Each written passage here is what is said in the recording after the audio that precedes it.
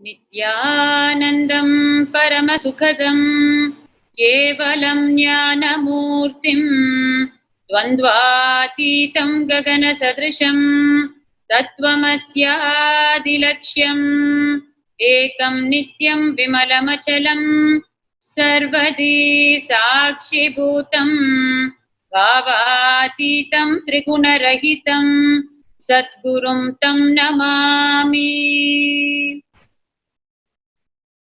Humble obeisance at the sacred lotus feet of our beloved Satguru, the living incarnation of Paramashiva, His Divine Holiness, Nithyananda Paramashivam. Nithyanandam, we welcome each and every one of you here, gathered from all over the world through the various social media platforms and televisions, waiting for today's live Nithyananda Satsang from our beloved Bhagavan, the living incarnation of Paramashiva, His Divine Holiness, Nithyananda Paramashivam. As we prepare ourselves for today's darshan and satsang, the topic for today is Venkateshwara, the manifestation of wealth, the energy, the manifestation of wealth, of all resources in our lives. Something that each one of us always wants, always feels we've never had not enough, and always we feel we need more of it. And if we had more of it, if we could manifest more of it, life would be better. That is our relationship with wealth, where we feel an inadequacy somewhere all the time and keep wondering continuously how to manifest more and more wealth, more and more resources. So it is somewhere there in each of our lives, lurking, independent of how much each one of us have. So it is a topic very near to us and a topic for which a solution is most welcome throughout the world, whoever we may be, wherever we are from, whichever walk of life. And today we are very fortunate. We are going to receive the insights directly out of His ultimate compassion for humanity. Today, the truths that are going to be revealed by Paramashiva directly are the truths on the manifestation of wealth in our lives, how to manifest the Venkateshwara energy in our life.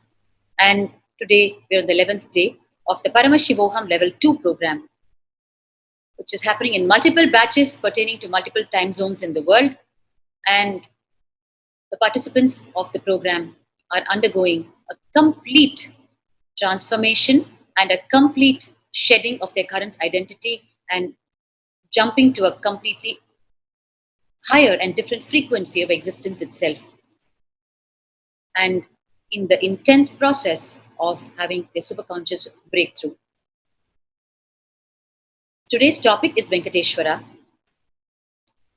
the connection with Bhagavan in this physical plane. As soon as he assumed the human form, the connection with the Venkateshwara energy is a very sweet and delightful connection. When Bhagavan's biological mother was on a pilgrimage to Tirupati Devasthanam, as we all know, the abode of Lord Venkateshwara in Andhra Pradesh in South India. She was on a pilgrimage with the family, and it was then that she discovered that she was actually carrying a child. She had just finished the Anga Pradakshana, which is the circumambulation of the shrine in Tirupati with rolling your body on the ground. That is the traditional, one of the traditions of Hindu Dharma, where you do the Anga Pradakshana around your chosen deity. And after she finished that, she was feeling a little, a little bit of nausea, and it was confirmed that she was carrying a child. And that child is her second child, none other than the Avatar himself. So the news broke in Tirupati. And the first food that was offered to his biological mother was the Tirupati Devasthanam, Lord Venkateshwara's prasad, which is the all-famous, world-famous, the sweet laddu. So beautifully Bhagavan shares in a satsang The first food I was offered in the human plane is Lord Venkateshwara's prasad. Let us now watch a short presentation on Bhagwan's connection with Lord Venkateshwara and how Bhagwan as Paramashiva manifests the Venkateshwara dimension aspect of manifesting wealth for every single human being in all his ultimate compassion, and how he installs the Venkateshwara energy of manifestation of wealth inside us. Before that, a gentle reminder to each of you to share this live feed that you're watching with as many people as possible, because as we all know, this satsang could be the turning point of millions of people in the world today. And there are millions out there who are not part of the satsang that's going to happen just now, live satsang with Bhagwan. Let us earn the spiritual credit, the punya of connecting those millions of people to the live satsang of Bhagwan we're about to see on this very crucial topic of manifestation of wealth.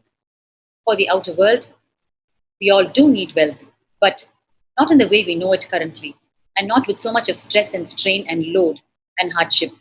We need to be able to manifest it royally as the energy of Venkateshwara, and installing that in us and giving us the powerful cognitions related to the wealth is what we're going to have today as a gift from Bhagwan through the live satsang, which is going to happen today.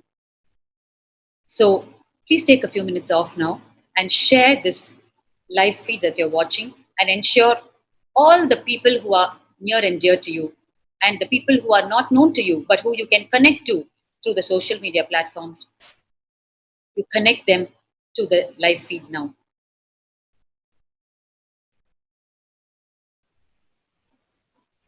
Take just 1 minute off.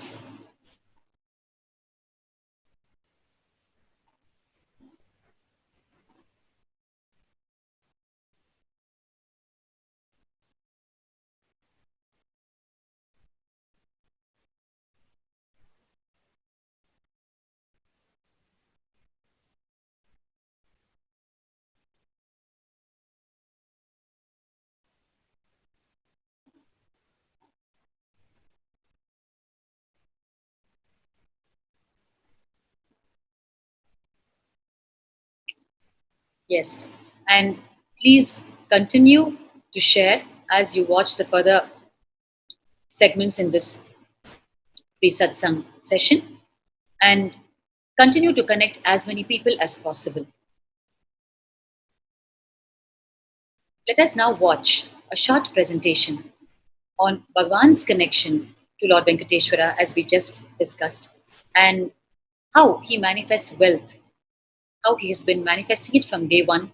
And we're going to hear a wonderful sharing from an early years devotee during the formative years of the mission. Just after Bhagwan had declared his mission to humanity in the year 2001, we're going to hear of a sharing from a devotee from the year 2001, how wealth manifested in his life after the association of Bhagwan, after a blessing from Bhagwan, and how till date he is so happy, he's so economically prosperous, and he says it with so much of innocence, gratitude, and simplicity and honesty. So let us watch this short presentation. Manifest wealth. This too is only the goal of this 2 days program.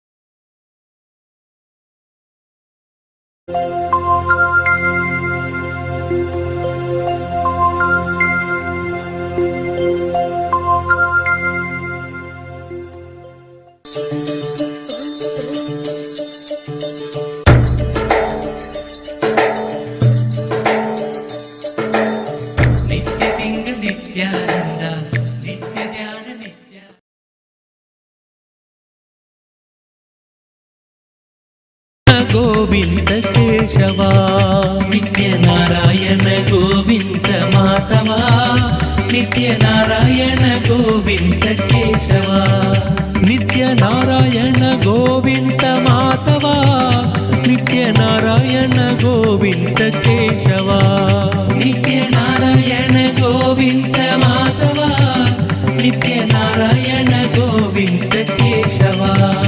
Hare Nitya Nityananda, Hare Nitya Hare Hare, Hare Nitya Nityananda, Hare Nitya Hare Hare, Hare Nitya Nityananda, Hare Nitya Hare Hare, Hare Nitya Nityananda, Hare Nitya Hare Hare.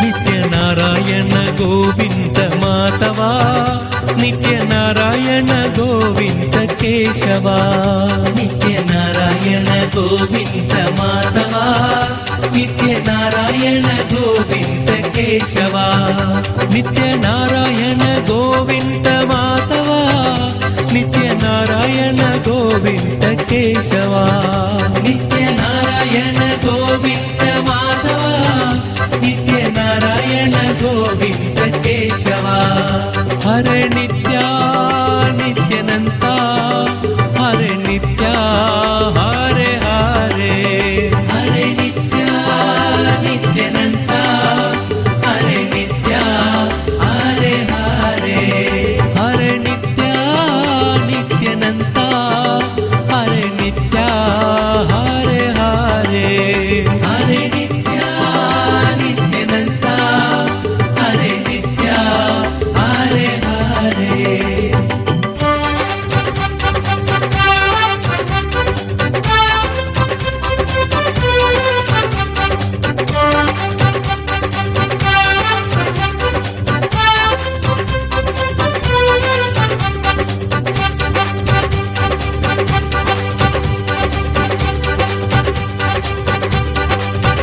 Nityanarayana Govinda Madhava, Nityanarayana Govinda Keshava, Nityanarayana Govinda Madhava, Nityanarayana Govinda Keshava, Nityanarayana Govinda Madhava, Nityanarayana Govinda Keshava, Nityanarayana Govinda Madhava, Nityanarayana Govinda Keshava.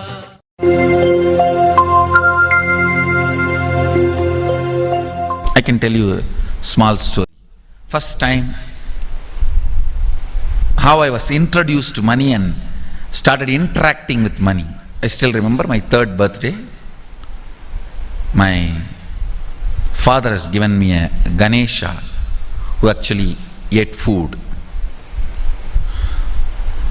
If you have read my biography, you would have read the incident. If you are interested, you can go to YouTube where I have narrated the whole story. I was given that Ganesha as a gift and I was so curious and busy with playing with the deity. And then in Indian village we have a habit, all the family elders will give coins on the birthday as a gift to the kids. So I was sitting and playing with my Ganesha and all the family elders came. I am supposed to bow down to them. It's a tradition. So I touch their feet and they will give money. A lot of money got collected. Must be some 70-80 rupees. In those days it's a big money. And for a kid it's a too big money. And it was too much of coins and notes, so my father helped me to pack the whole thing in a hand key. So I looked at him and asked, what should I do with this? He said, you can buy whatever you want. I said, I don't need anything, I only wanted this Ganesha, you already gave it to me. I don't need anything.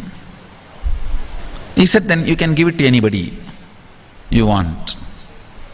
So I just called all my cousins, brothers, everyone was playing. I grew up in a large joint family. 27 of us grew up together.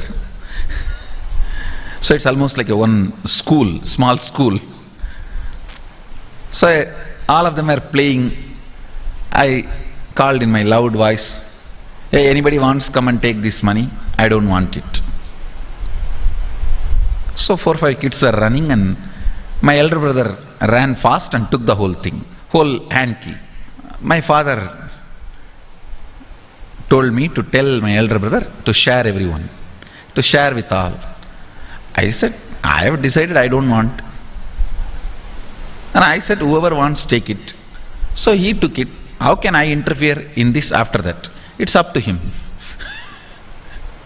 I will not even interfere, giving any further instruction to how they should share or who should share and all that. I said, I don't want. That's my first relationship with money. I still see very clearly that's the same relationship.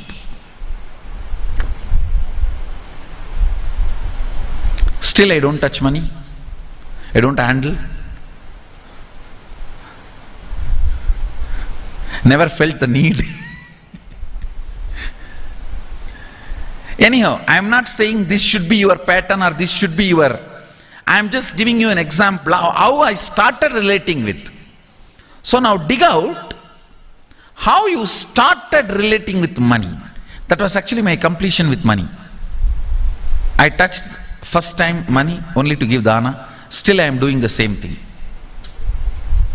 Still I touch money only to give dana.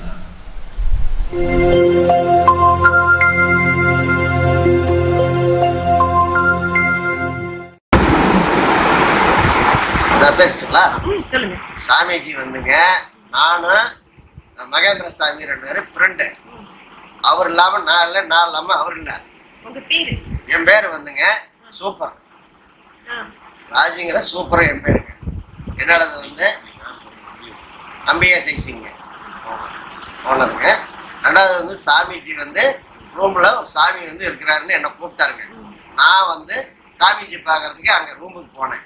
Swamiji வந்து நல்லா எங்களுக்கு வந்து சொல்லி நல்லா இருங்க, வீட்டுக்கு வந்து நீங்கள் வந்து பூஜை பண்ண வேணும், வாங்க வாங்க சாமி அப்படின்னு வர்றேங்க. சாமி வீட்டில் மகேந்திர சாமி வீட்டில் ஒரு பூஜை இருக்குது, அந்த பூஜையை முடிச்சுட்டு நான் வீட்டுக்கு வர்றேன், உங்கள் வீட்லேயே வந்து பூஜை போடுறேன் அப்படின்னாருங்க. பூஜை போடுறதுக்கு முன்னாடி நான் என்ன சொல்லணும்னா, எனக்கு வந்து கஷ்டமாக இருக்குங்க, அந்த கஷ்டத்தை நீங்கள் வந்து தெளிவுபடுத்தணும் அப்படின்னு சொன்னேன். என்ன கஷ்டம்? பீஸில் விற்கலிங்க, கடன் இருந்தது, பொருளாதார கஷ்டம். அவர் மேலே எல்லாம் பண்ணாருங்களா, பண்ணாட்டி அவர் வந்து தேங்காய் வாங்கிட்டு சொன்னார், எலுமிச்சம்பழம் வாங்கிட்டு சொன்னார், எல்லாம் பண்ணார். பண்ணிட்டு அதுலேருந்து நம்மளுக்கு வந்து தறி நல்லா ஓடுதுங்க, வீசி விற்கிறோம். ரெண்டாவது வந்து பணப்பிரச்சனை அன்னையிலிருந்து இல்லை, இது வரல இல்லை.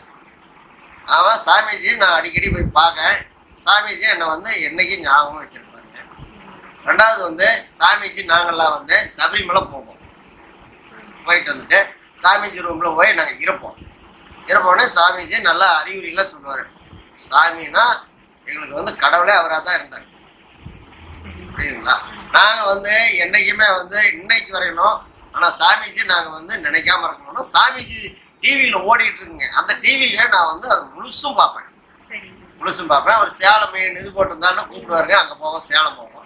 ஆனால் நல்லா ஆரோக்கியமாக எங்களை எல்லாம் வச்சுருந்தாருங்க. எதாக இருந்தாலும் சூப்பராக என்ன வேணும் உனக்கு அப்படிங்கிறாருங்க. எனக்கு வந்து இந்த வந்து பீஸ் எல்லாம் விற்க மாட்டேங்க, இந்த பீஸ் எல்லாம் எனக்கு விற்கிற மாதிரி பண்ணுங்க அப்படின்னா அன்னையிலிருந்து இன்னை வரையிலும் நம்மளுக்கு அந்த குறையே கிடையாது, நல்லா தெளிவாக இருந்தாங்க. ஆமாங்க. அப்புறம் என்னோடது வந்து அப்போல்லாம் கார்லாம் இல்லைங்க, ஒரு வண்டி ஒன்று டிவி சொல்லி வச்சுருந்தேன். அவரே சொல்லுவார், நான் இப்போ வந்து டிவிஸில் வர சூப்பரு, அடுத்தாப்புல நீங்கள் கார் வாங்குவீங்க பாரு அப்படின்னாரு. என்ன சாமி நான் அவ்வளோ கஷ்டம் இருக்கிறேன் அப்படின்னேன். ஆனால் இன்னைக்கு வந்து கார் வந்து நம்மளுக்கு 3 கார் இருக்குதுங்க. ஆமாம், 3 கார் இருக்குதுங்க. நானும் காடு நல்லா ஏரியா வந்து இங்கே வந்து ஒரு 4.5 ஏக்கரை காடு வாங்கிட்டுங்க. அவர் வந்து காடு வச்சதுக்கு நான் 4.5 ஏக்கருக்கு மேலே காடு வாங்கி நல்லா தொழில் பண்ணுங்க. 2 பையங்க, 2 பையனை கல்யாணம் பண்ணிவிட்டேன். வசதியாக இருக்குதுங்க நல்லா.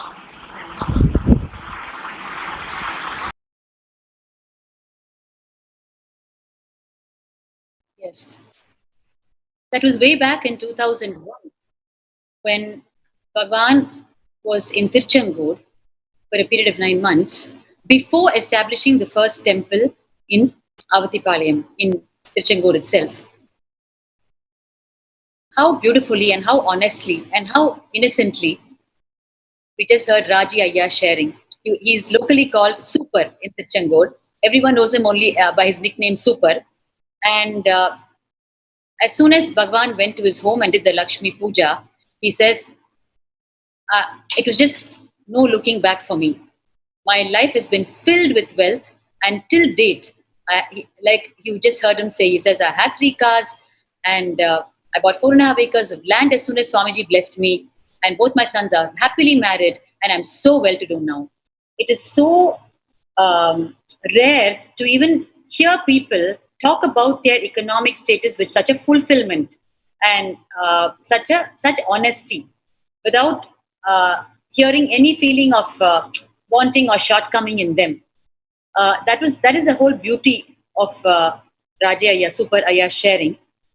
And till date, even when we go and meet them in Tirchengur, they are so grateful to Bhagwan for that one puja that Bhagwan himself came and did in their house.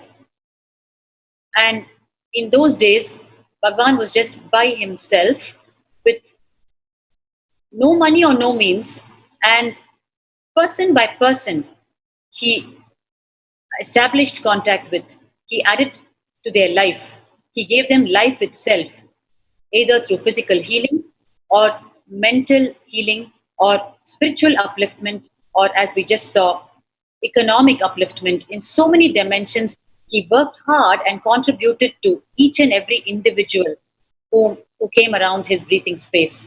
And it was like that the Tirchengur, that the day started in Tirchengur. And from Tirchengur, where Swamiji established the first temple, the whole empire of Sri Kailasa started getting built. Raji Ayya, Super Ayya, who you just heard, is one such being whose life Swamiji has been touched. And you can see the phenomenal difference Bhagwan has made in his life, which he's sharing so beautifully, openly, and innocently, with no inhibitions, with just gratitude. Like this, Bhagwan has built person by person, and he has built the empire brick by brick. We're now going to see how Bhagwan, relationship with wealth, we just heard when he was a small child, and from that, how it has gone on to initiating the whole of humanity with powerful cognitions towards wealth, how to have the right cognition and attitude towards wealth, and how to manifest abundant wealth in our life, and how to do it without being attached to the wealth. How to also understand that wealth is not the purpose of our life, it is just a utility. The purpose of our life is conscious growth, superconscious breakthrough, whereas wealth is just a utility. Let us manifest as much as we want, and with the right cognitions and the powerful initiations from Bhagwan himself. Let us hear more about wealth and Bhagwan. I invite Manitya Sadashiva Priyananda to give us deeper insights. Nithyanandamma.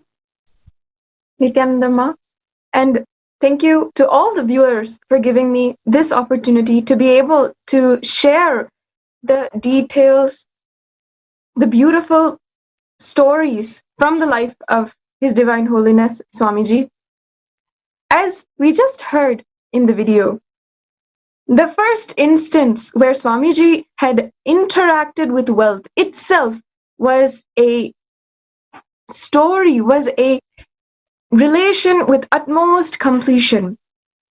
He actually had revealed this incident in the webinar Secrets of Attracting Wealth in 2016. We all had before known the story of Ganesha, how Swamiji was just playing with that Ganesha, the small Ganesha deity, which he was gifted when he was 3 years old. And this Ganesha deity was the very deity that manifested the embodiment of Ganesha himself, the god Ganesha himself, and the deity itself had eaten the Naivedyam which His Divine Holiness offered.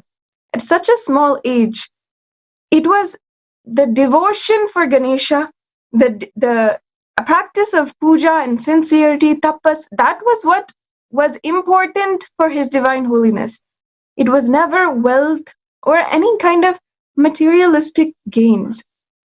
His Divine Holiness has clarified also that it is not wrong to have a desire for materialistic gains. He even clarified in that webinar, saying that just because I didn't have the desire for wealth, does not mean that you all also should have that desire.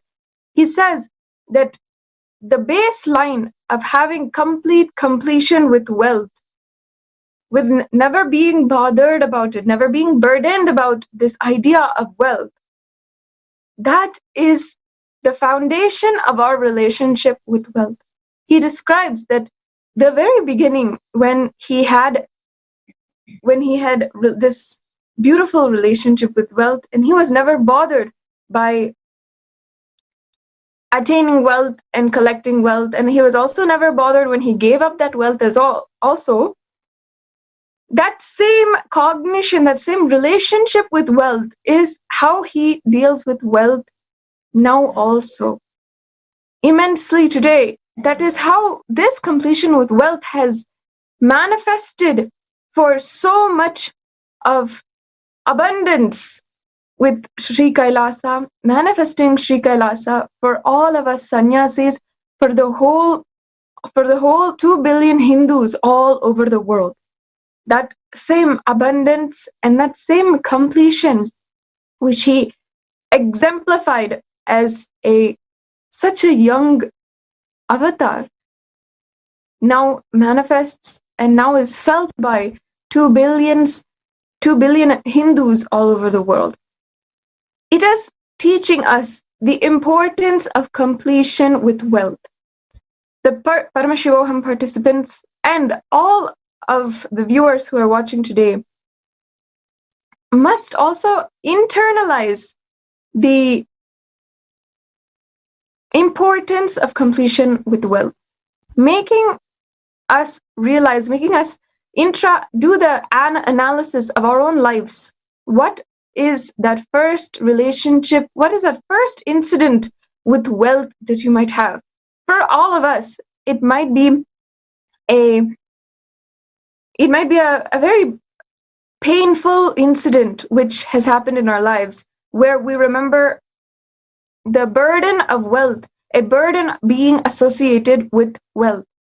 Whether we have grown up in a maybe a less privileged household, or whether we have grown up in a very wealthy household. For most of us, wealth is an idea of burden and heaviness inside of us. What makes the avatar a embodiment of Paramashiva himself? What makes him who he is in his entirety, as the embodiment of superconsciousness, is the fact that from the very beginning, he was able to consciously choose and consciously relate with wealth in a way that never it bothers him, never it burdens him, and he's able to exemplify to all of us how we should also live, and we should also practice wealth completion, have that completion with wealth. Not only has His Divine Holiness exemplified this in his own life, in our Shastra, in the Hindu scriptures, the Agamas, Vedas, Upanishad, all of these sacred books which we hold so dearly to us in Sanatana Hindu Dharma, also are telling the very same teaching, the very same teachings on wealth. How His Divine Holiness has exemplified is exactly what is written in the Shastras, in the Shastra Pramana. And in order to go into the Shastra Pramana, analyze how our Hindu scriptures have initially told and dictated to the world how we should be relating with wealth and how to manifest more and more abundance and bliss in our lives, I ask Majaya to go into the Shastra Pramana for wealth completion and the manifestation of abundance of wealth. Thank you, ma'am. One thing before I enter into the Shastra Pramana itself, I must say and offer all our gratitude to Swamiji, who is not just teaching us these sciences, but he himself is mapping it back to the Shastras. Anitya Jayananda, I think there is a slight audio issue in your end, Ma. There is so many of the scriptures.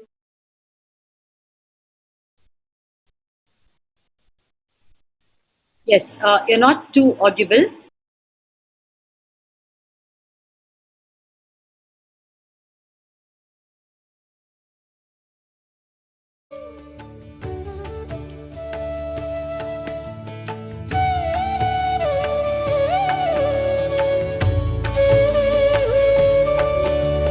Thank you so much.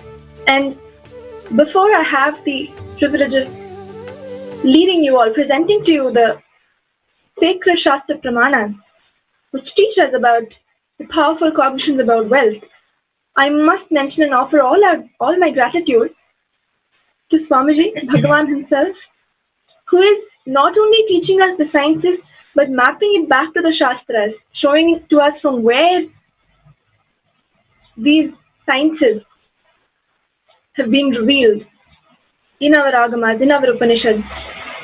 Today, unfortunately, so many of our scriptures have been destroyed and lost, and Swamiji himself is doing even the job of mapping back the scriptures, the pramanas, and teaching it to us with it.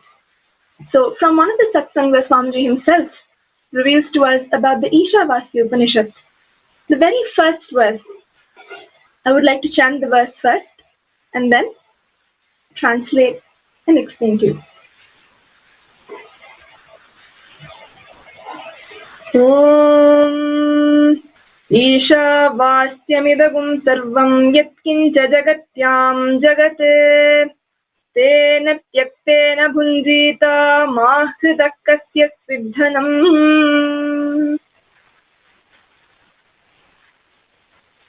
This is such a beautiful verse.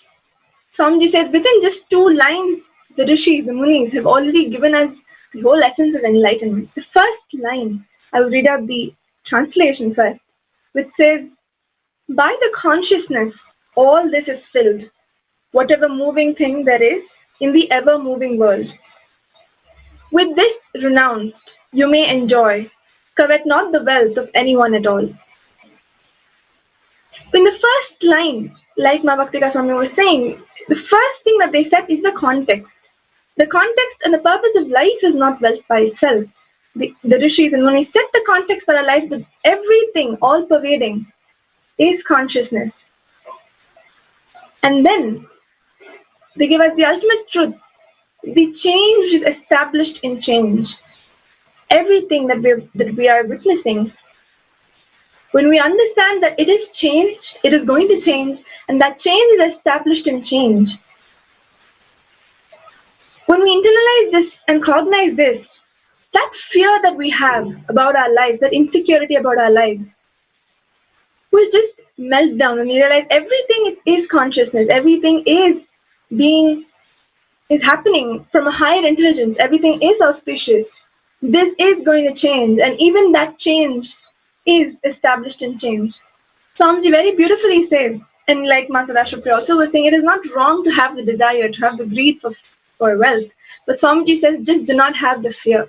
All we have to complete with is with that fear. So this first line gives us that cognition, sets the context right for all of us. And Swamiji says, from this context, from this context, when you renounce, you may enjoy, covet not the wealth of anyone. You will not feel the need to covet anybody's wealth, to steal anybody's wealth. Wealth not just in terms of money, but anything that is wealth for the other person. And at the same time, Swamiji says this is not a moral. It is not just a moral. Swamiji would never speak about it if it was just a moral. This is a science for our enlightenment. So while you not covet anybody's wealth, you are also experiencing that immense fulfillment and joy. And Swamiji says with that courage, wealth will follow only one who is courageous. So when you give up your fears and with that courage, when you're doing that tyaga, automatically you will manifest wealth. At the same time, you will not covet anybody's wealth. So Swamiji has given us so many wonderful, powerful cognitions from the Shastra Pramanas.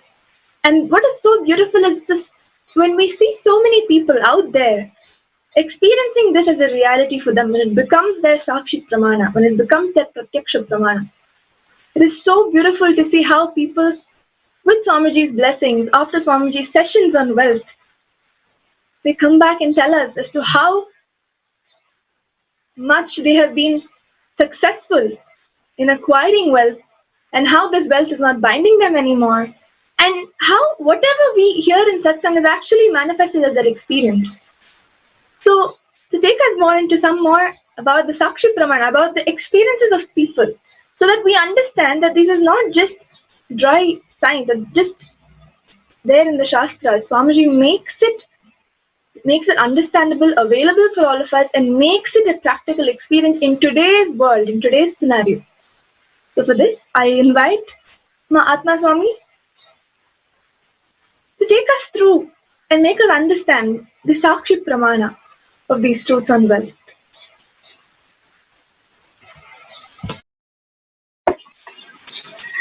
Thank you, Manitya Jayananda. See, we always have a wrong impression about having wealth means having money. It's actually when Swamiji explains us what is actually wealth in our life. Wealth in terms of relationships, wealth in terms of having abundance in life. The very concept of wealth, when we understand, and the powerful cognitions when we have regarding the wealth, the very way we operate our life will be completely different. So if we see in multiple satsangs, Swamiji has given powerful cognitions regarding what is wealth, how you can have a cognition, a powerful cognition to make wealth. See, when we think wealth is only money, making money, when we have that idea, for example, if you see, we are seeing so many satsangs where Swamiji himself, how he started the mission, where the very mission is, the way he started itself is from the scratch. So at that time, if Swamiji has think, oh, I don't have money, then this huge revelation of our whole life and the whole, the auspiciousness, we will not be able to see. Always the way His Divine Holiness operated is the whole wealth, the whole aspect of the auspiciousness, abundance. When Swamiji has realized it, when he knows about it, unfolding it to the whole humanity has been very easily. It is Swamiji, the way he lived and showed, that makes a clear a clarity within us, the component of wealth in our life. So when we think the wealth, when we have a wealthy or healthy relationships, when we have a proper abundant health, which makes us even think that I am rich, the very point of I am rich is the only consciousness which makes us wealthy. So if we see in the life of Swamiji, the way Swamiji has felt so abundant, and the same abundant feeling which Swamiji has given to each and every Adinavasi, each and every devotee, anybody who comes and approaches Swamiji, they just know that the whole cosmos is there out there to support and to be so wealthy. The moment when we have the cognition of I am wealthy, will have a beautiful life flow where we know everything is possible in our life. The very consciousness of I am wealthy, to be our own boss. It is not just, oh, we compare, oh, this person has a greater wealth and I am not up to the person, or the very scale which we operate to be wealthy is a very beautiful way Swamiji has showed to us. As well, we have Ma Nithya Kalyanananda, who is there to give more and more understanding, like how Swamiji has given the very understanding, the very powerful cognitions regarding the wealth consciousness to us. It is not just wealth related to money, it is a wealth consciousness which Swamiji has given us in a very beautiful way. Manitya Kalyanananda. Thank you, ma'am. One of the powerful cognition that Swamiji has shared many times in the Satsang is wealth is all about activism. In many Satsang, Swamiji has shared that just by having intense activism, we can just manifest wealth. Just by just deciding to be active continuously, you'll just attract wealth and abundance. In whatever that you're doing, in whichever field or whichever activity that you're involving in, it could be anything. It could be anything in your life, which you put your life, your time, energy, and life into it. You'll just simply see you're manifesting wealth, abundance. So, wealth consciousness is all about being highly active and involved in life, and you'll just simply see you attract the consciousness, the abundance and wealth. Same way, on the other hand, poverty consciousness. Poverty consciousness is nothing but you deciding not to find solution for any problem. You deciding a complete no to life. Means poverty means it's about boredom and tiredness. So in your life, whoever that continuously having a yes to life, or who having a positive, always say positive to life. So those people, how much of problem, how much of obstacles that comes in the way, they'll simply find solution for it. But whoever that always see, even though you're giving them so much of solutions, they'll only find problem in it. So poverty consciousness is nothing but you clearly know the problem, but you're deciding not to find a solution. So it's like a death. So killing the death is what the abundance. Only by killing the death, the deep boredom and tiredness, you will attract wealth, you will attract abundance.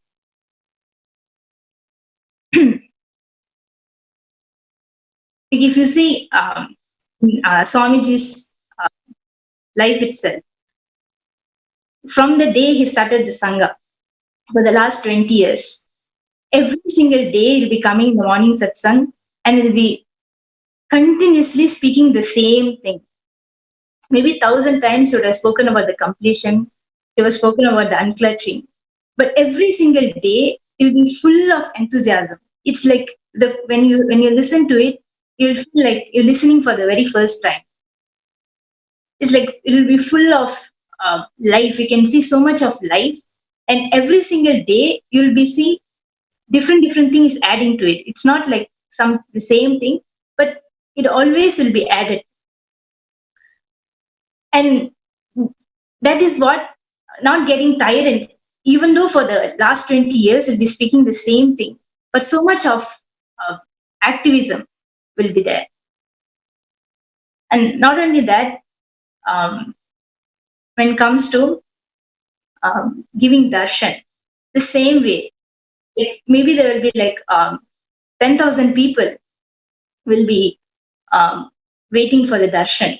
Sometimes it will go for hours, but the initiation, that the energy, that life in which he give for the first person, The same thing will be there continuously till the last person. There will be no single tiredness. There will be no single boredom. Will be fully alive. So that's what wealth is. Just having such a high enthusiasm and activism, you just simply see that wealth and abundance is just a side effect. Like you'll attract so many good things. Like you'll just see things showers in your life. So, like how I said, like the truth, the powerful cognition, which I shared earlier, is just wealth is all about high activism. Like in my personal life, when I was 2 years back, when I was first went to Malaysia Sangha, I was all alone there, and this many times the whole Sangha is all about self-sustaining, because it's all about people donating, and that's how the Dharma Chakra, the cycle of the Sangha runs. And at that time, there be many times I personally have experienced this. I'll be going on having so much of activism. I applied this powerful cognition in my life, which I'm shared in the satsang. It'll be full of high activism, and at at the end of the day, many times I've seen in the donation box, like there will be no visitors at that particular day, but it will be full. And I don't know from where that money has manifested. And many times there'll be literally like it's not a miracle or something, but it just happened. The wealth just get attracted just because of the high activism. So that's what I wanted to share. So if wealth is not about only high activism, but when you have high activism in your life, it's not only you'll attract wealth, but you'll have a deep fulfillment inside. Absolutely, Ma. Nithyananda. Thank you for that. Thank you for those deeper insights from Bhagwan's words as well as your own experience of it. The truths of Hinduism, the greatness of the truths is when you experiment with it, it works. Any truth in Hinduism directly works and manifests that truth in your life. And therefore, it is a science. Anything that Hinduism teaches is a science and a truth. And it is time-tested and foolproof. And they are all truths directly from Paramashiva and all the great rishis, munis, sages who have lived in the past and who have recorded their experiences in their own life and given it as living principles, eternally living truths and principles for humanity forever and ever. And when Paramashiva himself comes as an incarnation, he breathes life into all those powerful cognitions again and combines it with the powerful spiritual initiations. And the result of it is we have all the truths back in our life for us to experiment, experience, and manifest. And as we all know, we are all continuously on the path of manifesting these truths and experiencing the results of it. Paramashiva, in his deepest compassion and tyaga, sacrifice for humanity, comes and every minute works with us, gives us the powerful cognitions, gives us the initiation to bolt the energy into us and ensures and literally enforces in front of our eyes. We are seeing it happen. Bhagavan is literally, and it is like an enforced enlightenment zone where you start manifesting the truths choicelessly in your life. That is the ultimate tyaga and compassion of Paramashiva when he assumes the human form. And it is most fortunate that we are all in the human body when this happening of Paramashiva is happening on the planet. And of course, today we are extremely fortunate to be about to hear this breakthrough satsang from Bhagavan on the most needed, most awaited topic of wealth manifestation. It is yet another breakthrough satsang, and you can continue to share this live feed with as many people as possible, because you will be blessed by all those people once they receive today's satsang. As we all know, there is not a person whom we know who would not like to manifest more in their life. Therefore, it is needed by one and all. Therefore, please take a couple of minutes off now and share this live feed with all your near and dear ones.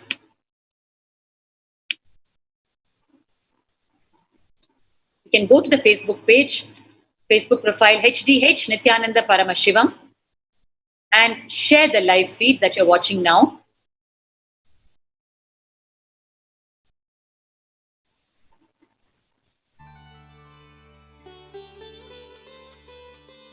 It is the very tradition of Sanatana Hindu Dharma to enrich lives continuously.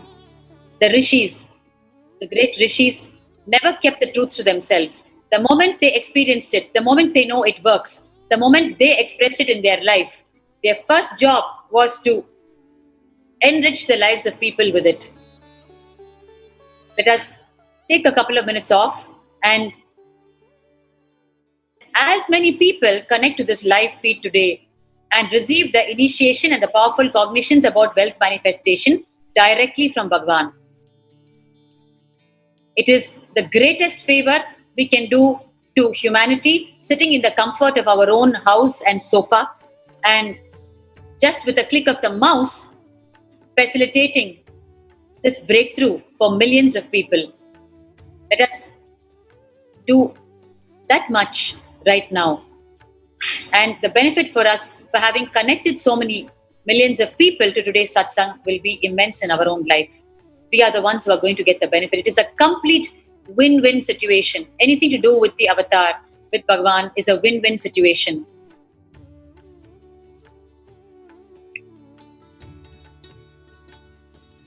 Let us now watch some more words from Bhagavan on this profound truth of wealth manifestation. And after that, we are going to have some delightful sharings from Bhagavan's devotees, from the Sangha, as to how wealth manifested in their life. Let us first watch a clipping of the satsang on wealth. To attract wealth and manifest wealth. This too is only the goal of this 2 days program.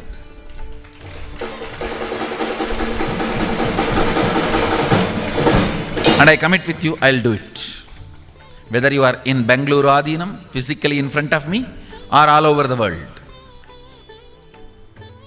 I'll do it. The first step we need to do,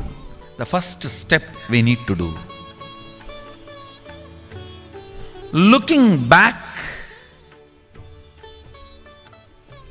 the gap between your desire and your cognitions. How you started perceiving wealth, money. How you started perceiving. I can tell you a small story. First time, how I was introduced to money and started interacting with money. I still remember my 3rd birthday. My father has given me a Ganesha who actually ate food. If you have read my biography, you would have read the incident. If you are interested, you can go to YouTube, where I have narrated the whole story. I was given that Ganesha as a gift, and I was so curious and busy with playing with the deity.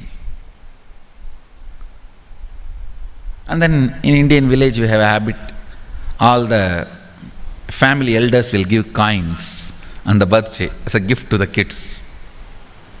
So I was sitting and playing with my Ganesha, and all the family elders came. I am supposed to bow down to them. It's a tradition.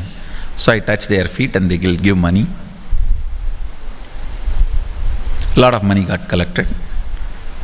Must be some 70-80 rupees. In those days it's a big money, and for a kid it's a too big money. And it was too much of coins and notes, so my father helped me to pack the whole thing in a hand key. So I looked at him and asked, what should I do with this? He said, you can buy whatever you want. I said, I don't need anything. I only wanted this Ganesha. You already gave it to me. I don't need anything. He said, then you can give it to anybody you want. So I just called all my cousins, brothers, everyone was playing. I grew up in a large joint family. 27 of us grew up together. So it's almost like a one school, small school. So all of them are playing. I called in my loud voice, hey, anybody wants come and take this money? I don't want it. So 4 or 5 kids were running and my elder brother ran fast and took the whole thing, whole hand key. My father told me to tell my elder brother to share everyone, to share with all. I said, I have decided I don't want. And I said, whoever wants, take it. So he took it. How can I interfere in this after that? It's up to him. I will not even interfere, giving any further instruction to how they should share or who should share and all that. I said I don't want. That's my first relationship with money. I still see very clearly that's the same relationship.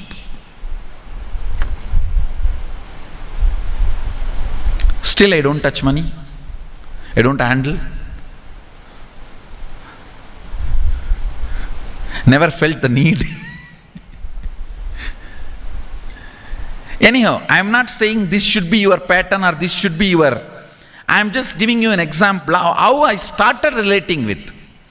So now dig out how you started relating with money. That was actually my completion with money. I touched first time money only to give dana. Still I am doing the same thing. Still I touch money only to give dana. How you cognized money, wealth, what all your perceptions and beliefs and cognitions about money. Let's dig out. Let's get them out first. The moment you remember money, does it bring tremendous pain, suffering, impossibility, all that in you? What is the emotion or energy it invokes in you?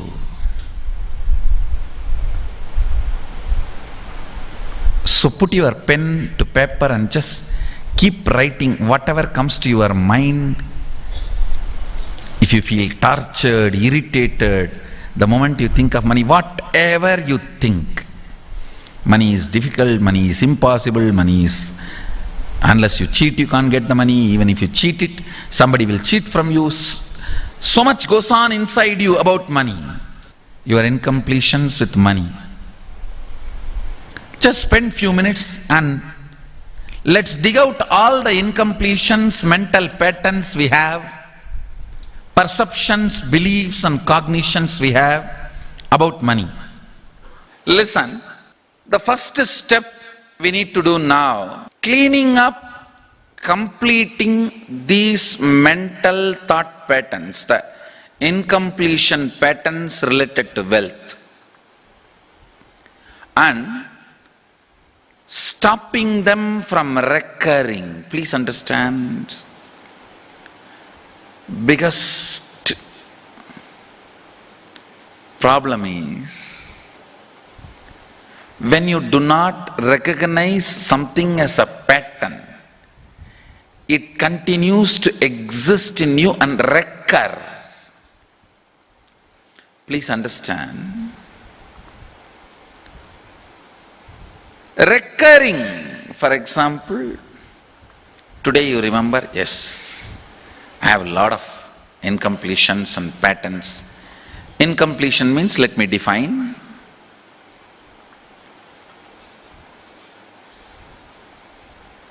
Your past sitting in your present, not letting you live your future is incompletion.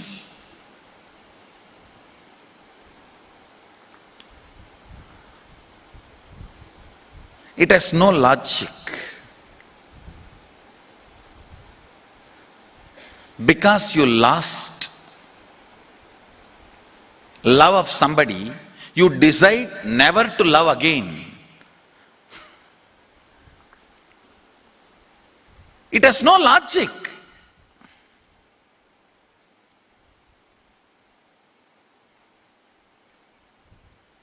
Tons of negative decisions, cognitions you make about life is incompletion.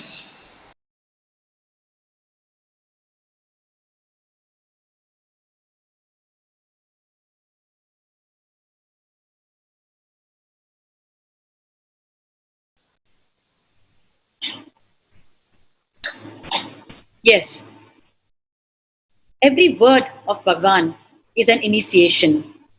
And we have had several wealth related workshops with Bhagwan directly.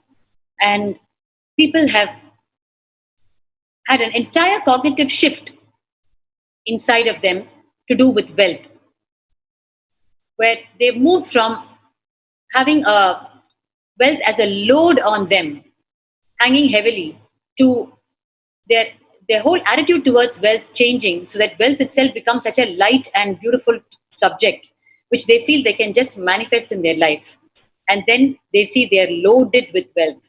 So wealth moves from being a load to being loaded with wealth.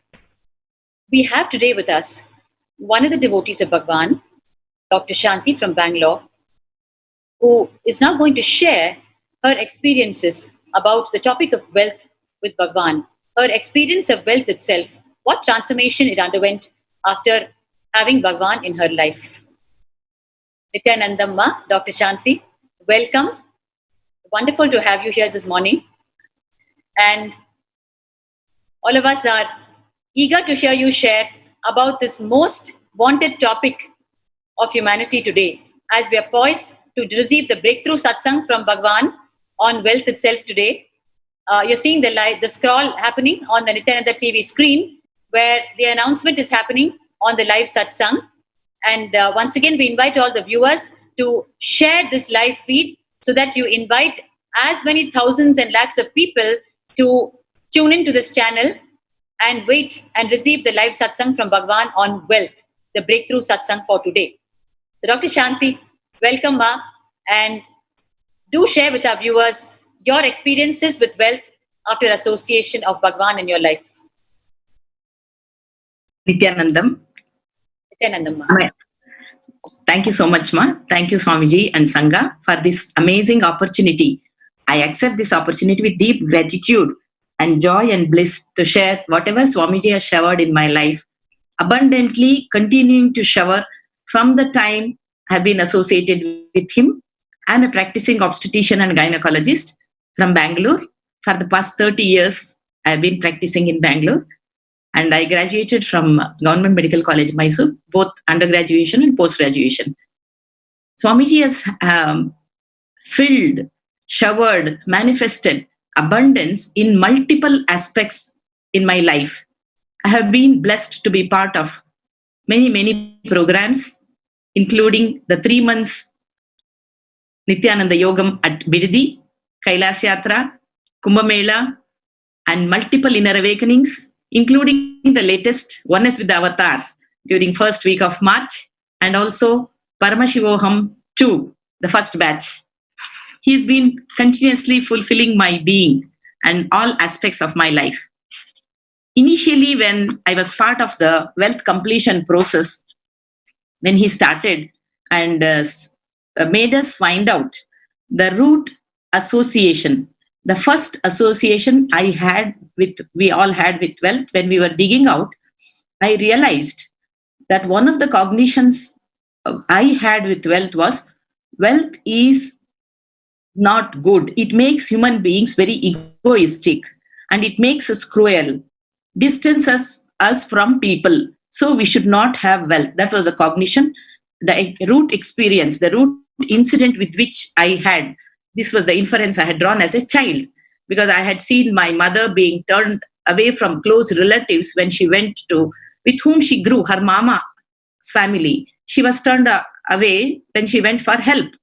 That gave me so much of pain in me. And I thought wealth is very bad. It keeps people away, and including the close bondage, the close relationship itself becomes secondary. So we should not aspire for wealth. That was one thing. And in due course of time, with lot of ups and downs in the family, at the crisis when there was difficulty, I felt it is the money which really puts even the best human beings who are so sincere, honest, deprives them of medical care, deprives them of food. This was the cognition I carried. When I looked in, so much of pain came out. It was not a very joyful reminiscence for me. I realized it was this pain which distanced me from having abundance in any aspect, not just money. Money is one dimension of abundance. Apart from that, we have health, we have relationship, we have joy of enjoying what is with us. For example, puja, which is very dear to my heart. I was not enjoying so much before this completion happened. Now, every flower, the bilva leaf, whether it is incense, everything looks so abundant for me. Even the fragrance when I offer during the puja, that brings so much of fulfillment. For onlookers, it may look so silly, but I will be celebrating. I realized what is abundance. Sorry to interrupt you. I'm reminded of one of the most recent satsangs of Bhagavan where he spoke about material resource and conscious resource, and how beautifully he said, which you're actually experiencing in your life, how the resource, every single thing in our life is a resource actually. And when our cognition shifts, then we start seeing the real resources in our life and see everything as abundance and experiencing everything as abundance, not just currency alone. And then we see that our life itself is so abundant and so prosperous, whereas we were thinking of it in a completely different way just a little earlier in our life, before the cognition shift happened. So what you're describing now is actually discovering the abundance actually that exists in our life. And when we discover that, it gives us so much of bliss and deeper understanding. Then we get into the virtuous cycle where we don't feel inadequate all the time, but we feel we're being showered, and therefore we attract more and more showering itself.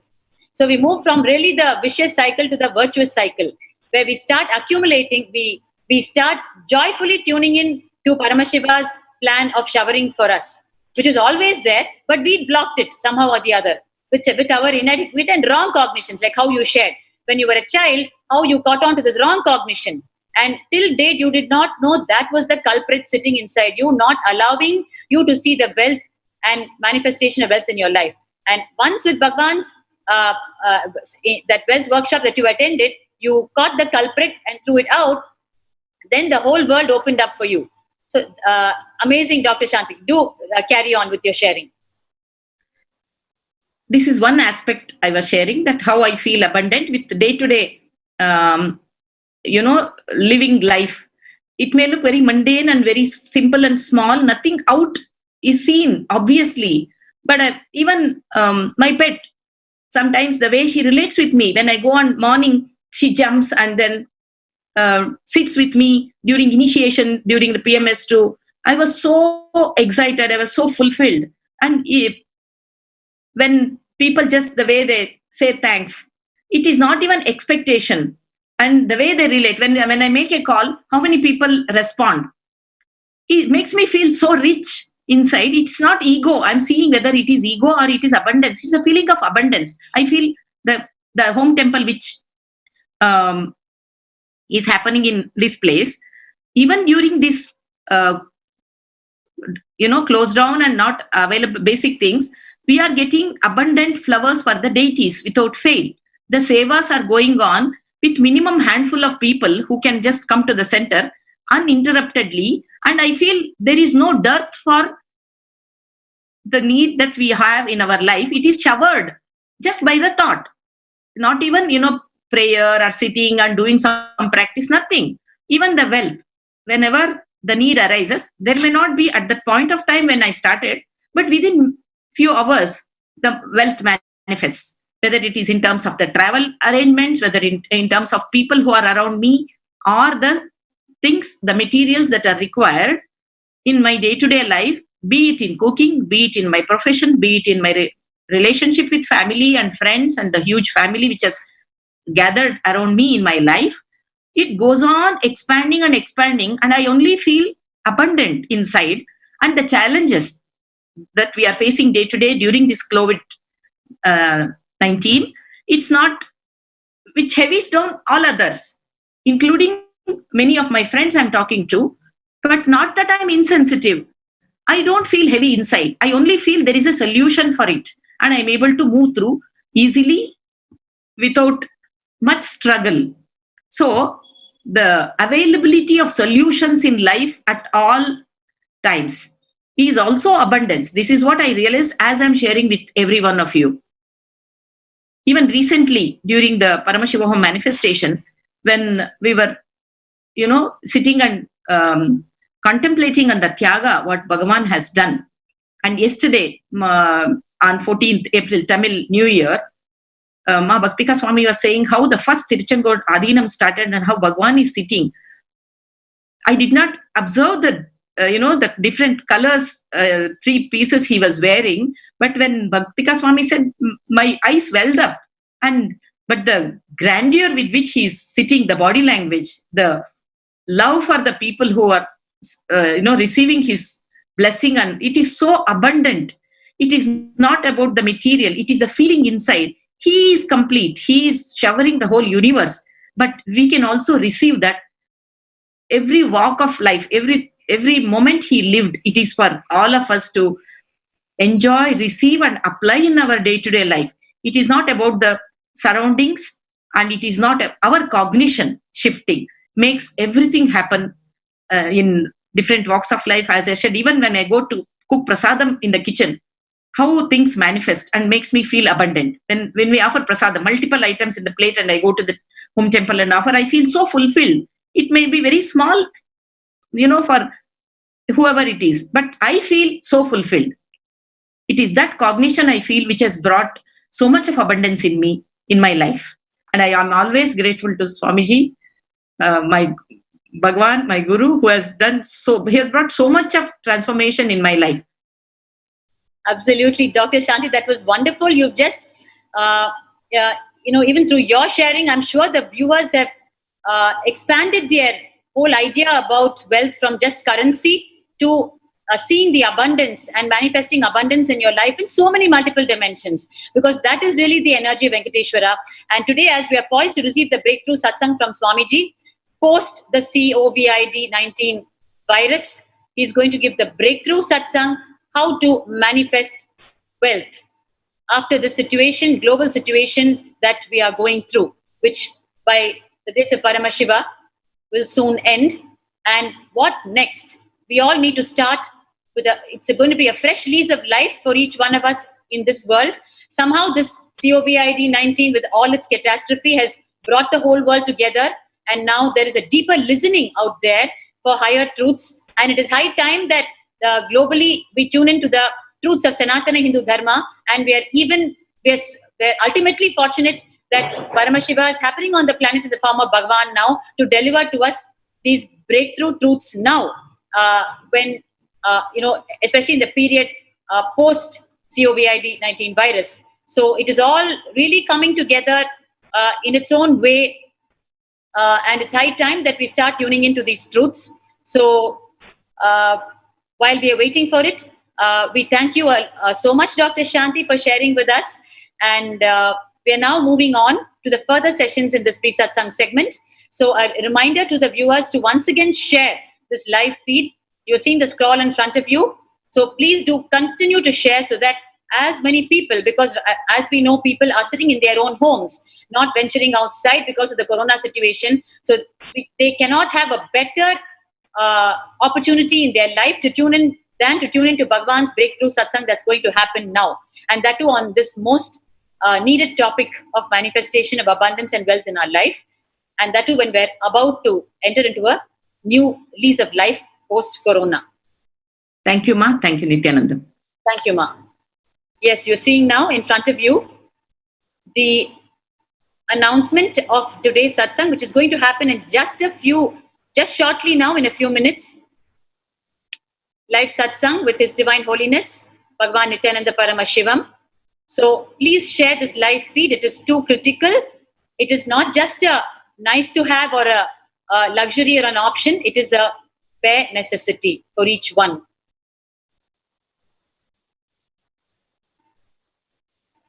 And now we're going to go further into Bhagavan's contribution, untiring contribution to humanity in this topic and subject of wealth and its associated happenings. Yes, let us watch this short presentation.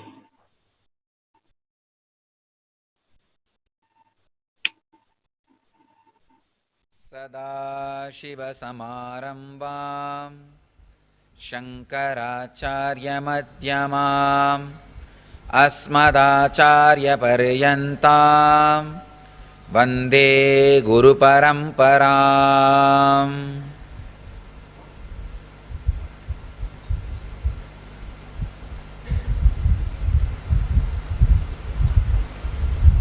I welcome you all with my love and respects.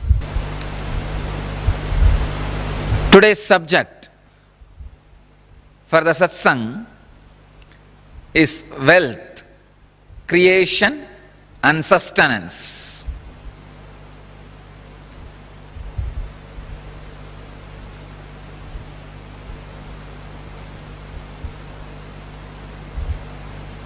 I can say life can be equated to two things. One, the ability to achieve what you want in the inner or outer world, or just getting stuck in both the world. These are the only two equations. As on now,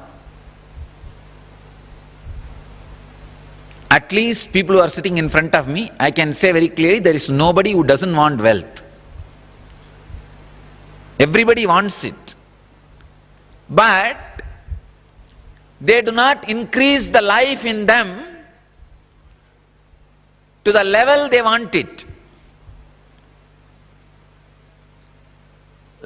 Wealth can be equated to the life energy you express. Straight equation. Because as on now, a normal man has wealth as the first priority in the life. So be very clear, if you do not have wealth, don't blame anybody, just you are not expressing life in you. Life energy is not happening in you. You may think, what an incarnation has to do with wealth? Why Swamiji should talk about wealth? I can tell you, wealth itself is not wrong. Your concept about wealth, if it is correct and proper, not only it will not be wrong, it will be right. I wanted to present first few basic concepts about wealth properly. First, when a man decides to create wealth, not steal, understand, create wealth, you will have wealth and the great fulfillment you lived. And your whole energy will be towards the creation, not destroying others. I am seeing very clearly, the fellows who are interested in destroying others, going after people, harassing them, they are completely dull, dead. In their very consciousness they are poor. I tell you, the consciousness attitude which works towards creating wealth. Creating wealth makes you non-violent because your whole energy becomes creative. Creating wealth brings tremendous interest in life and non-violence. First I have to clear all the wrong concepts about wealth. Only then I should talk about wealth. Otherwise you will not be able to grasp why an incarnation, a Paramahamsa should talk about wealth, why a sannyasi should talk about wealth.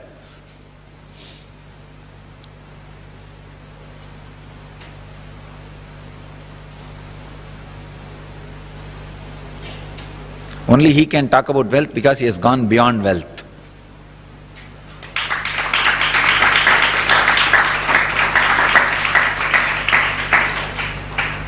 He cannot be made wealthy by wealth. Only a man who cannot be made wealthy by wealth has a right to talk all the secrets about wealth. Only those methods of grabbing, stealing, robbing is wrong, sin. Otherwise, creating wealth, if you are contributing something directly to the people, universe, if you are grabbing from others without contributing anything, that is what is sin. So creating wealth is intrinsic part of life.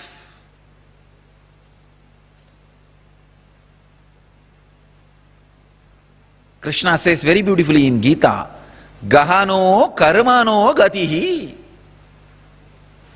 The universe by its nature works. If you have at least the goal of creating wealth, you will be creative. Your energy will be channeled properly. I can give you the clear guidance. The first priority should be in the life for moksha, enlightenment. Till that happens, the second priority can be creating wealth. Understand? Not grabbing or robbing or stealing. Creating wealth.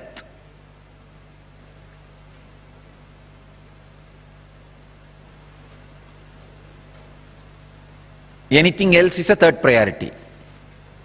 And I don't want to talk about third priorities. Creating wealth makes you non-violent. Because you will be too busy with the people, with the world, with life, by creating.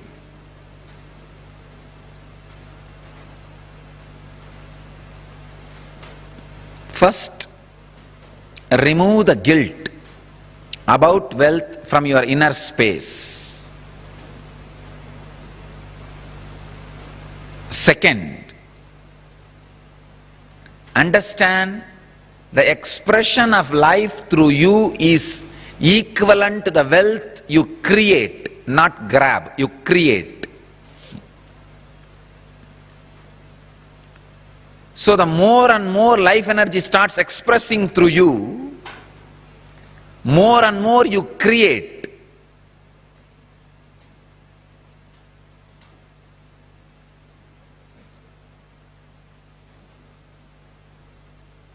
Life energy expression and wealth is one and the same. Seekers always justify their poverty as their spiritual quality and innocence. So if you are not wealthy, understand, if you have decided not to create wealth, great. But if you want to create wealth and not wealthy, if you have a greed for the wealth or a desire for wealth and not wealthy, be very clear, you are not a seeker, you are a seeker. Something is seriously wrong in you. Look into it. Wealth itself is not sin. Somebody is having problem because of having, somebody is having problem because of not having. Problem is a problem, wealth is not a problem. Problem is a problem, wealth is not a problem. Person who is having guilt because of having, person who is having guilt because of not having, both are big, you can say very big sickness.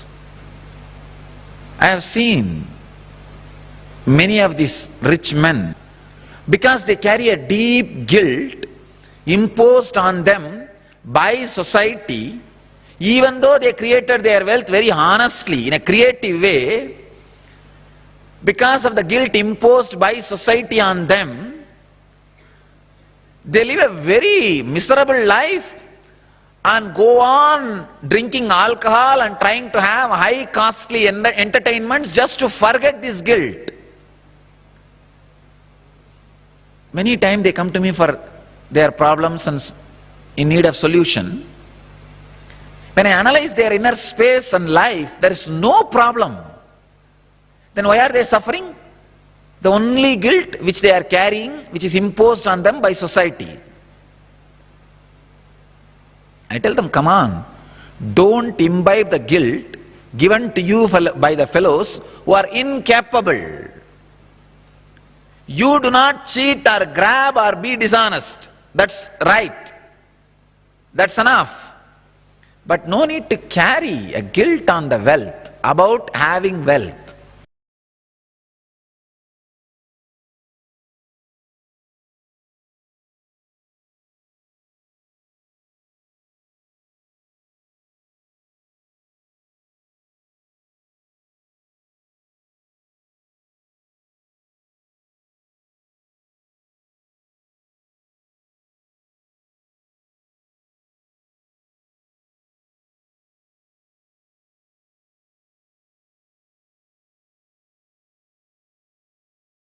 To the live satsang of Bhagavan that's going to happen in just a few minutes. Let us be the person responsible for giving this lifetime breakthrough opportunity to as many people to connect with the breakthrough satsang that we are all eagerly awaiting, which is going to happen any minute now. You're seeing in front of you on the screen the announcement of the satsang that's going to happen just now, the live satsang of Bhagavan. Kailasa's views and recommendations on post-COVID-19. We're all about to enter a fresh lease of life after the coronavirus, and there can't be a better subject than this to hear from Bhagavan.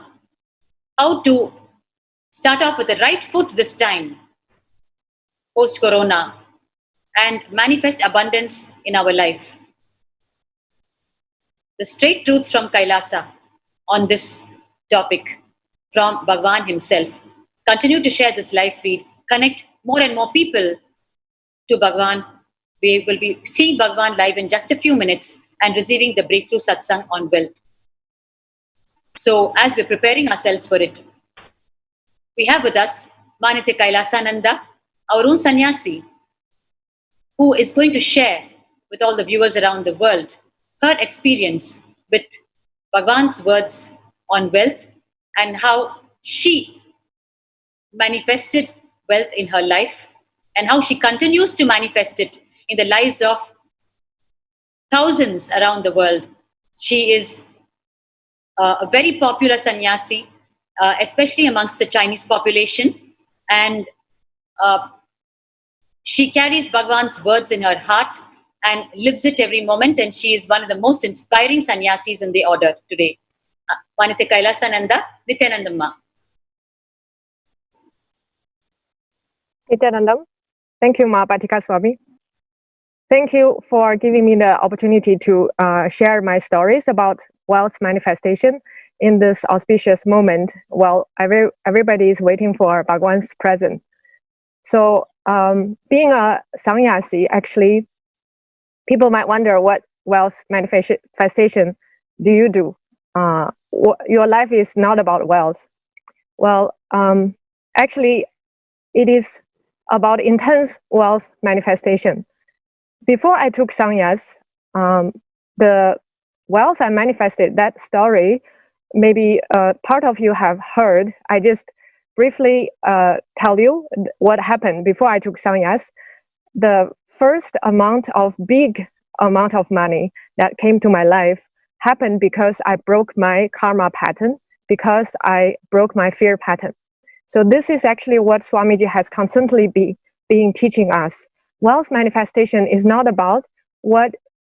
about what you do from outside, but more about your inner space. So actually, that time I was an engineer. I started my company, and I had a normal life in a Western country, in Sweden. So it happened actually before I met Swamiji. That time I started to experience an intense spiritual awakening. A strong inner voice was constantly telling me, your life purpose is beyond what you are doing right now. Even if you are properly paid, you have a decent life according to the Western standard. I had an apartment, I had an engineer job, and I even run my entrepreneur, my own company. But the voice was telling, this is not really the ultimate. You have to pursue something better than this. So it was telling me that I should quit my job because I was not really enjoying it. The reason I was doing the job was because of the monthly income. I have a lot of outcome. I have to pay for the bank loan and to sustain my life. So the fear was constantly there, but the inner voice was becoming stronger and stronger. So a lot of support I had actually from the cosmos. I received so much messages and information. Once you open the space to receive that, actually you understand the cosmos has always been answering your prayers. So that time I experienced so many inspiring and very mystical experience speaking with the cosmos. And finally, I made up my mind to quit my job. What was funny was my boss was so scared, she even started to cry. She told me that you cannot quit the job. You don't have any income. I don't have any relatives in Sweden, and I don't have any bank savings. She was so worried I would end up miserably. She thought I went out of my mind. I knew I went out of my mind, but I reached a better, a more real space. So I was very calm, and I decided what I was doing was right. So actually, it was true. I thought I jumped out of the mountain. I was falling out of the cliff, but the day after the manifestation started, I was reminded by a friend, actually, you should move back to where you were. Because the only reason for you to be in the new place was the job. So now you don't have the job, you should move back. So that reminded me, actually, if I sell my current apartment and move back to the place where the income level was lower, I can actually, by selling and buying a new place, sustain my life decently. And the rest of the story was a legend. All my friends, they were not able to digest the fact I manifested a new perfect apartment within 3 days, and the contract signed after 3 hours. I saw the apartment. If you live in Sweden, you know how difficult the market is, and also you have to communicate with a bank, and they have to arrange the loan and everything. It takes months to do something like this. For some people, it even takes years. But for me, only 3 days. So it was the clear sign that the cosmos has already planned everything for me, just because I took the ferocious step. And nowadays I know it's exactly what Swamiji talked about. It's about Tyaga. It's about you willing to surrender yourself to the inner strengths, to the cosmic fact that I am more worth than I thought the Maya can give me. And by that, I manifested so much money. I was showered. So even before I met Swamiji, I had the money to attend 2 of his programs. So immediately after that, Swamiji came to my life. So I attended IA and Mahasannidhanam and did a great trip in visiting all the really famous Hindu temples in India during 2 months' time. So that was right before I took Kavi. All those things happened. And being a sannyasi, as what you might be wondering, what is wealth for you as a sannyasi? Actually, it is more intense wealth manifestation because we have no bonding with material anymore. So every day, from a cup of coffee to the clothes you wear, or even, and also for us brahmacharya sannyasis from abroad, we also have to go back to the country to deal with our visa and all those kind of things. And those are all actual happenings in our life. But it doesn't matter what it is. I didn't tell so many people. From the time I decided to take sannyas, I have decided to live the same standard as swamis, which means you really have decided not to have any bank account or belongings to you. So even if I have actually a bank account in Sweden, that was mostly because of the tax issue. There is some delay. I never touch anything in that bank account. I don't even know how much money I have left. I don't perceive that as my money. And so I feel so happy and lucky that all the spiritual practice is true. Swamiji has been taking care of me so nicely. I never spent a cent from my own, but everything I need, Swamiji gave constantly and instantly. And every time when I took the trip away from India to do my own visa and all those things, my life was even better than earlier. Whatever I needed was even better standard than I used to had. So it is, I feel so rich when it comes to material life.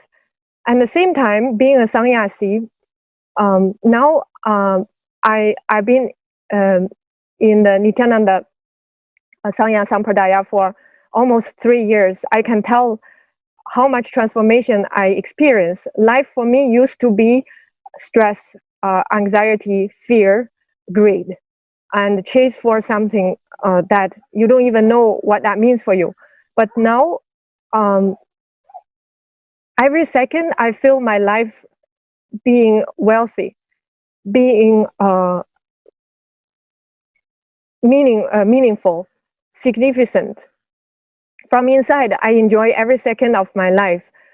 So at the age of 35, I can declare no money can make me feel more wealthy, and no stress can make me feel more pressured. No burden can make me feel miserable. Nothing happens in life can make me feel less appreciating about life itself. So this is the ultimate wealth that Swamiji is giving to us by enriching our inner space, by making us becoming him, becoming Paramashiva. So with this inner space, what kind of wealth you are not able to manifest, isn't it? So at the end of this sharing, I really want to encourage all of us ferociously follow the cosmic law. Whatever you want to drop, you want to do Savabadi Tyaga, you want to give everything you have to Swamiji, this is your inner space. I know you are thinking about this. You should really do it. Take the jump. I have done it many times, and life just showing me even better outcome, even better reality. And also, I want to encourage all of us, who has the possibility to take Kavi, please do it immediately. This is the best lifestyle. You will experience the ultimate wealth, that is Paramashiva himself. Thank you. Nithyananda. Kailasa, that was an amazing sharing from your side. And as we're now just poised to hear the breakthrough satsang from Swamiji post-corona virus COVID-19 on this most wanted topic of wealth. Your sharing was so important, and I'm sure it made a lot of sense to a lot of people and gave them a lot of trust and confidence in the truths of Sanatana Hindu Dharma, which is the cosmic laws itself, like you said, and hearing it directly from Paramashiva himself, the living incarnation, our beloved Bhagavan, His Divine Holiness, Nithyananda Paramashivam.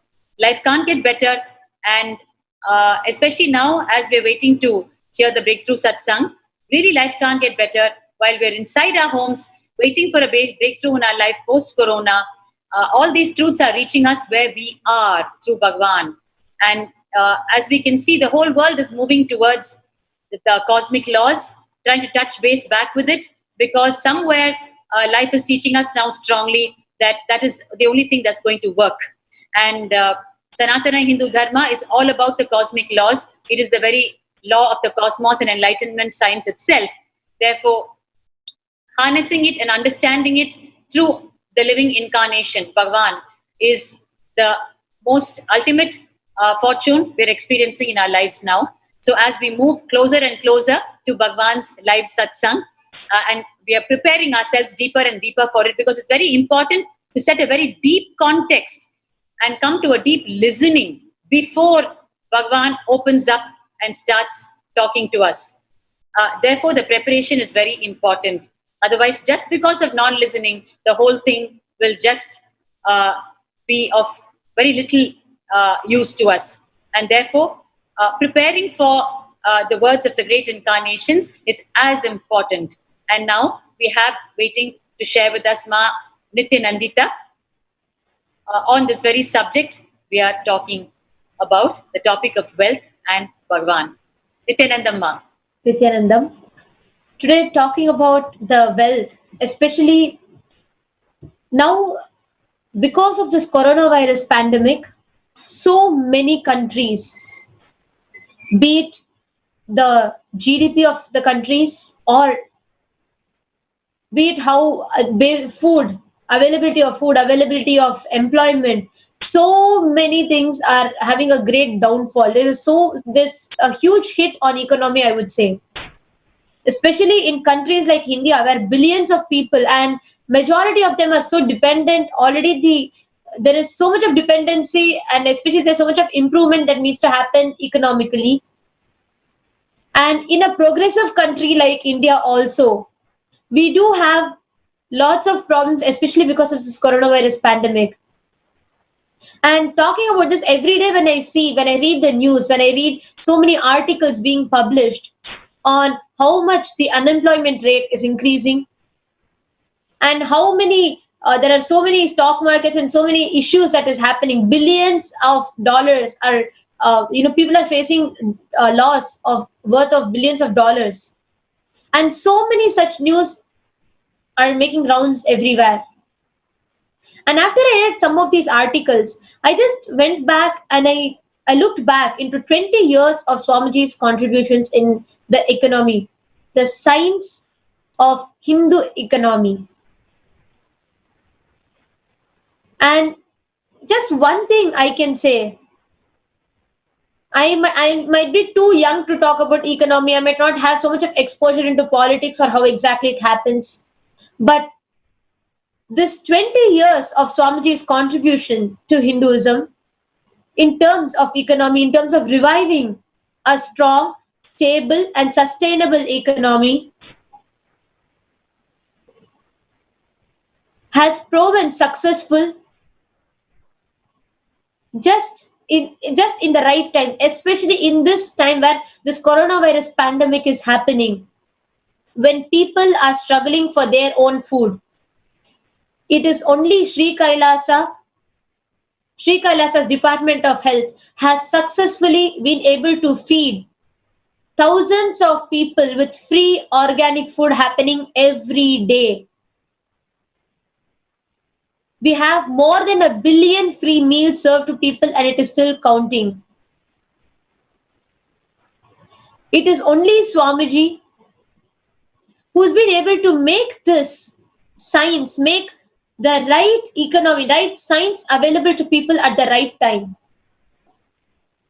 Be it under than all the pictures that we're all seeing now are our devotees, our sannyasis, our adinavasis, who are making this organic food available all around the world. When I say all around the world, not one, not two, not three, 85 countries, more than 1,000 cities. Wherever you see a temple or a center of Sri Kailasa, we directly open, we directly give food, feed so many people, eradicating their hunger, strengthening them, eradicating poverty. Sri Kailasa's Department of Health and Sri Kailasa Uniting Nations for Hunger-Free World has been actively, proactively contributing into this one initiative of Annadan, Swamiji's vision of no hungry human being.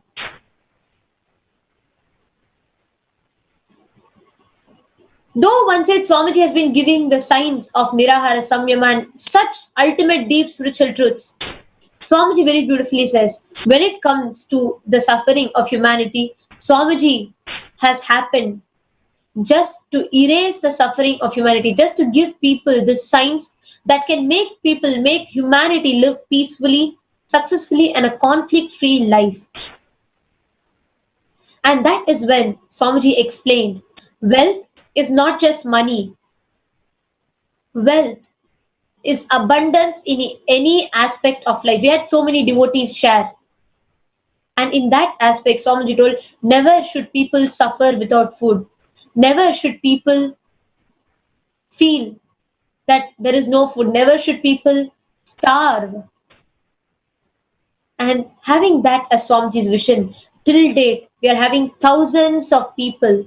What all of you are seeing now on the screen is cities like Tiruvannamalai and so many cities in Tamil Nadu, so many cities in North India, and so many people, even across in many international countries.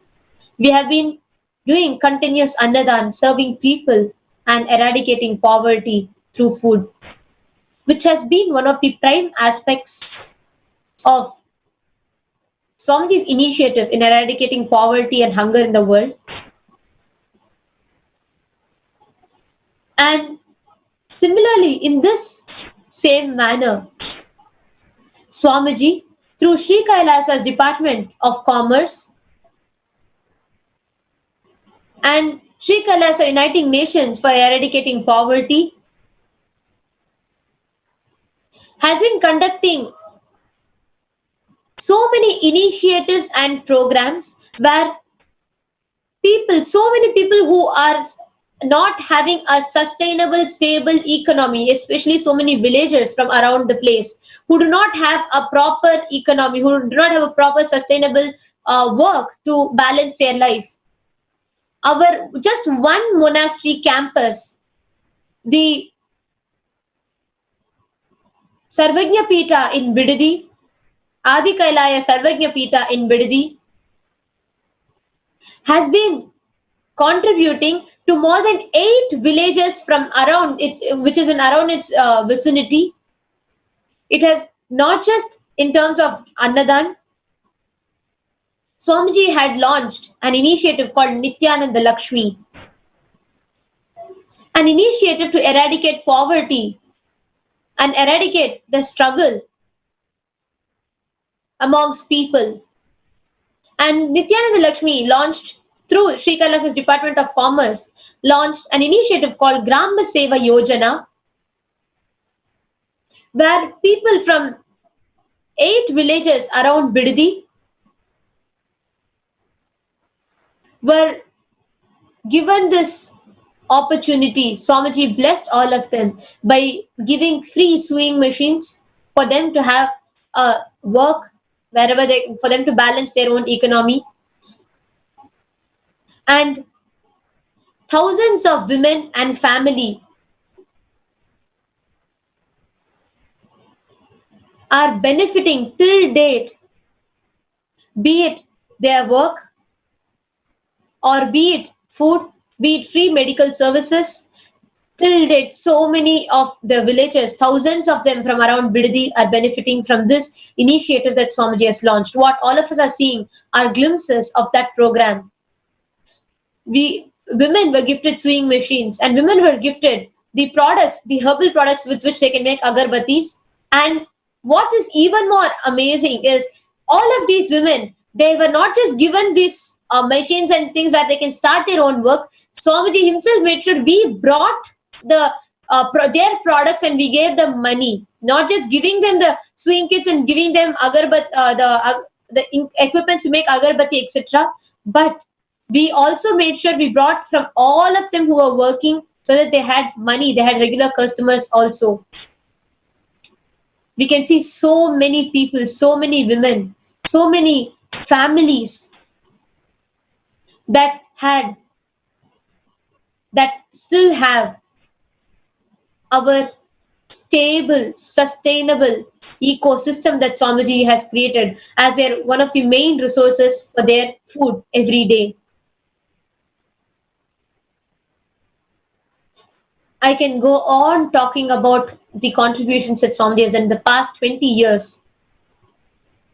But it is time for a powerful satsang by Swamiji. And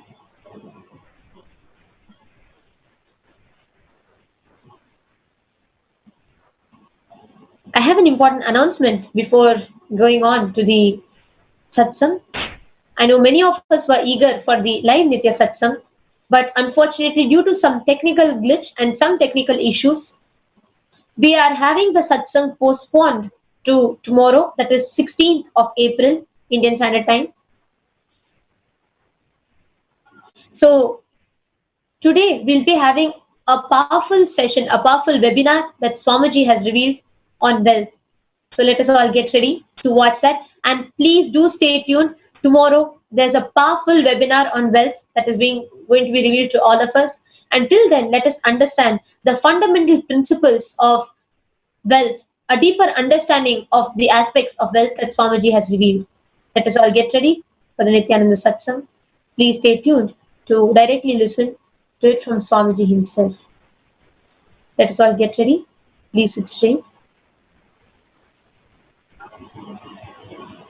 Let us chant the Mahavakya as we await to listen to the deeper insights on wealth. Thank you, Nithyananda.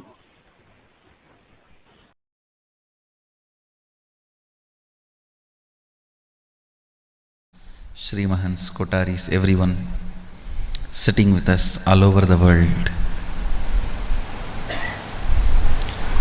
in more than 100 centers in almost all time zone all over the planet Earth.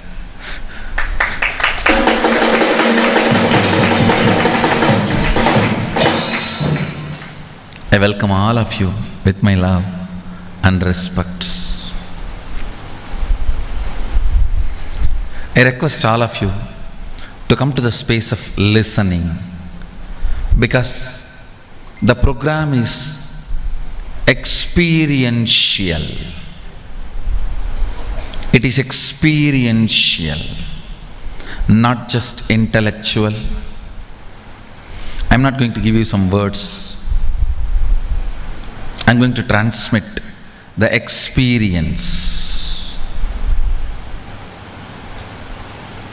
First, few basic truths of life. Please understand, you don't manifest your desire, you manifest your cognition. You don't manifest in your life your desires, you only manifest in your life what you believe what you cognize, what you perceive as reality. Most of us say, oh, I really desire wealth, I desire happy life, I desire health. Then why are you not manifesting it? The science of manifestation, very important sacred secret you need to know is, you do not manifest what you desire, but you manifest what you believe, what you cognize, what you perceive as reality. The gap between your beliefs and your desires. Listen carefully. I'll give you an example. Many of us say, I really desire wealth. But deep down you believe wealthy people are arrogant people, bad people. They do a lot of wrong things. If you believe wealthy people are arrogant, bad, wrong, they do many wrong things, they exploit others. If you have that belief, how are you going to manifest wealth in your life? Understand? Wealthy people are not bad. Those people who are bad, even if they don't have wealth, they will be bad with some other reason. They will be egoistic with some other reason. They will be exploiting with some other reason.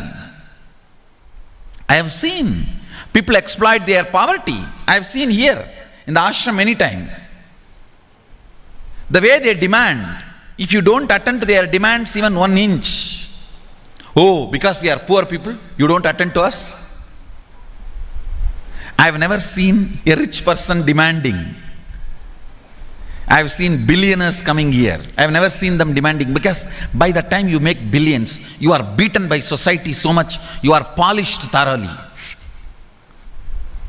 You know how to deal every situation. But I have always seen, to be egoistic, to be exploiting, to be demanding, it is not necessary you have to be wealthy. But you always have an idea. Wealthy people are egoistic, bad, demanding, exploiting, doing wrong things to others. Listen carefully. How many of you really believe wealthy people become egoistic, exploiting, demanding, and doing bad to others? Raise your hand.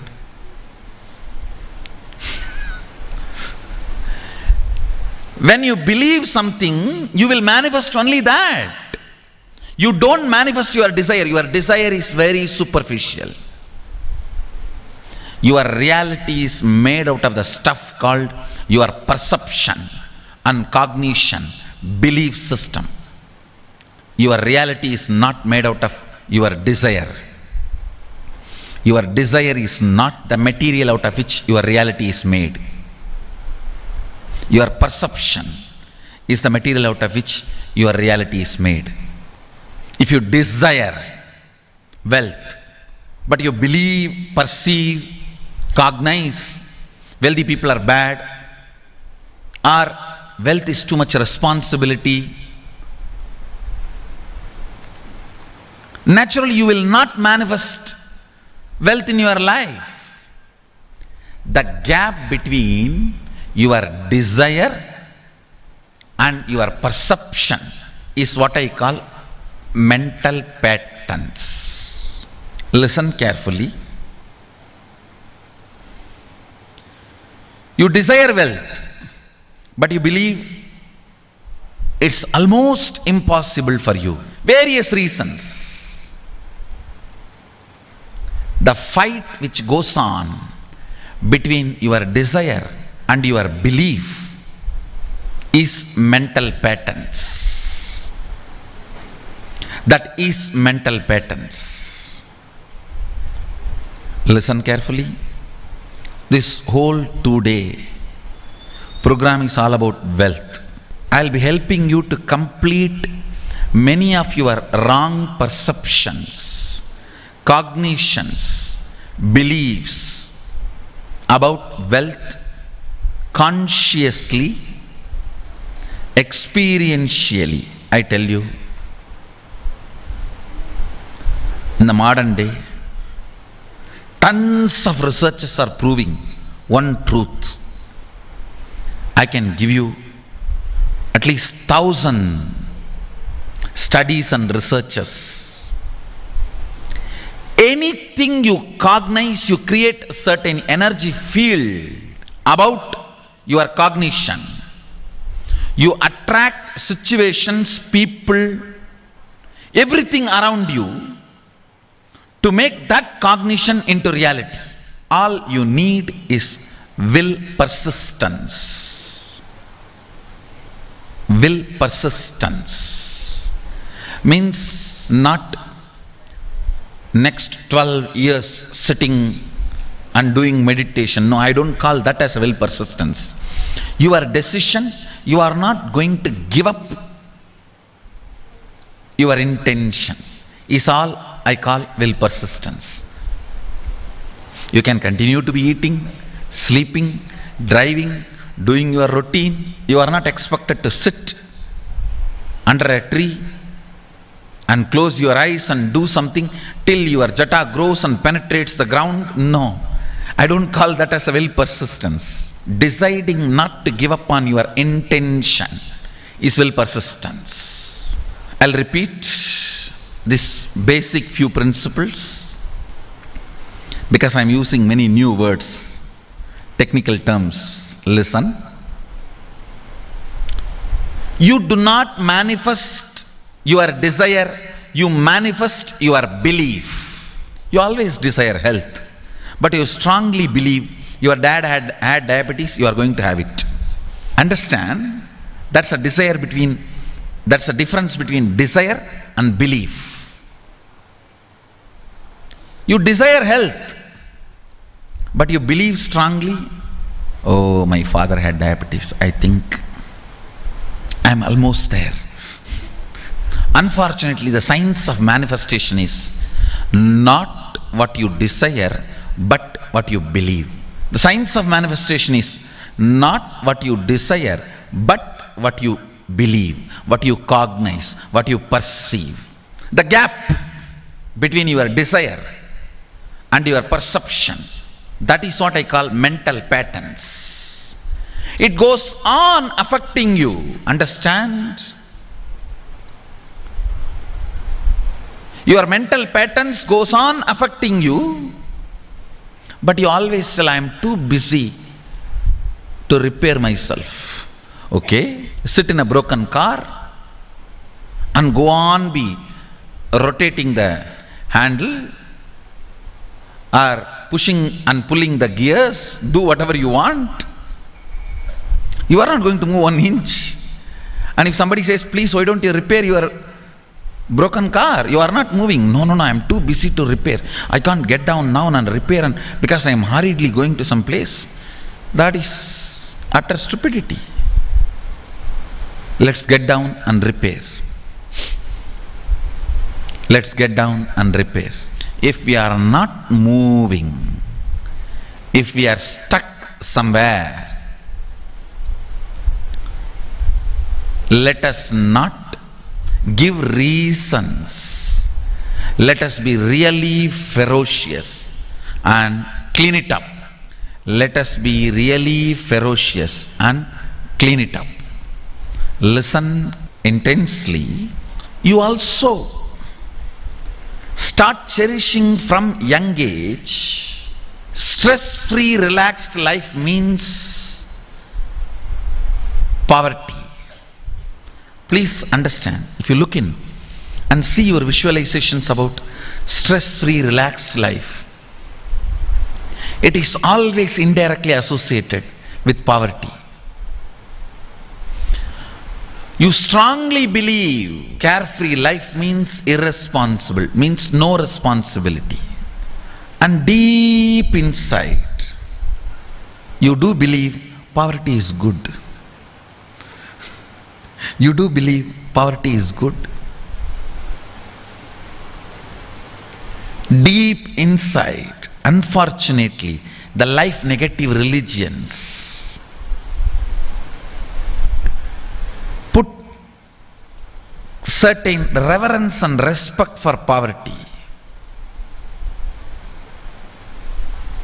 One good thing I found throughout the Upanishads, not even in one place poverty is respected. That's the only reason till British came, we were the largest economy.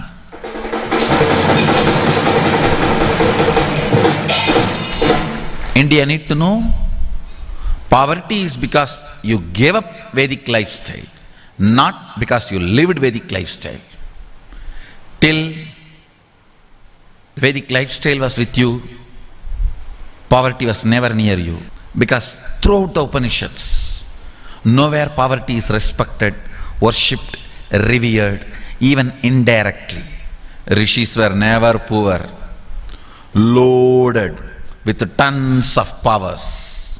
Kings come and bow down to rishis to learn the weapons and powers. Listen, unfortunately, the life negative, religions have put a thought current that poverty is good, and kind of a reverence and respect for poverty. Charity and reverence for poverty, both are just to keep poor people suppressed and stopping them rebelling. It can be a good political strategy, but that is not a spiritual truth. You need to acid wash yourself about your beliefs and cognitions. I am not saying poor people are wrong, all that. All I am trying to tell you is, as long as you cherish reverence, respect for poverty, you will be only attracting that. As long as you cherish the idea, the wealthy people are bad, arrogant, anything wrong, you will be only living in poverty. You will not manifest wealth. Understand, ultimately wealth is neither good nor bad. It is a resource available for you to do what you want. Wealth is not even just money or currency. Money is one wealth, currency is one wealth, the assets are one wealth, and being alive, active is one wealth. All this put together is wealth. It's not just currency, it's not just money, it's not just assets, it is being active also. All the four put together is wealth. Money, currency, assets, being active. Listen,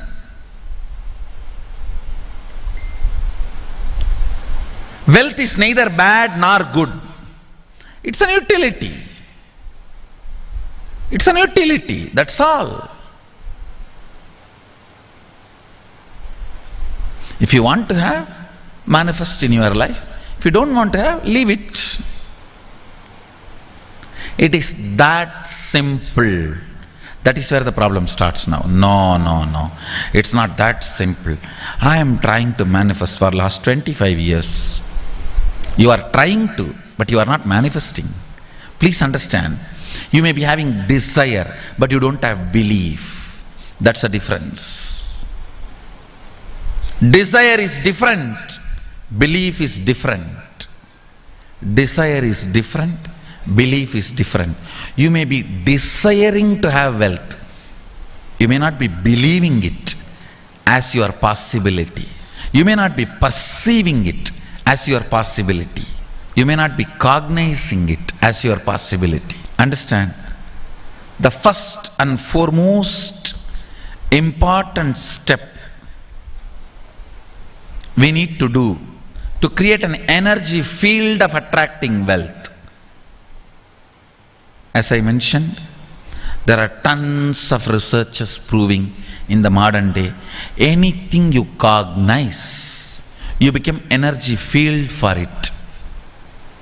And you attract situations, persons, knowledge, everything required to manifest that cognition into your reality. In these 2 days, I commit with you, I'll clean up all the mess inside you, the gap between your desire and your perception, that mental patterns, that's what I call mess. I'll clean up. That's one. Second, I'll create an energy field in you to attract wealth and manifest wealth. This too is only the goal of this 2 days program.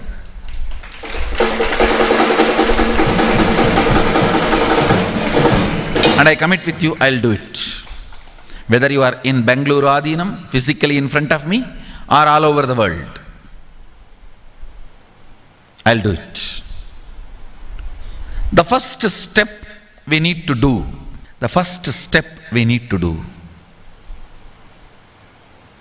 looking back,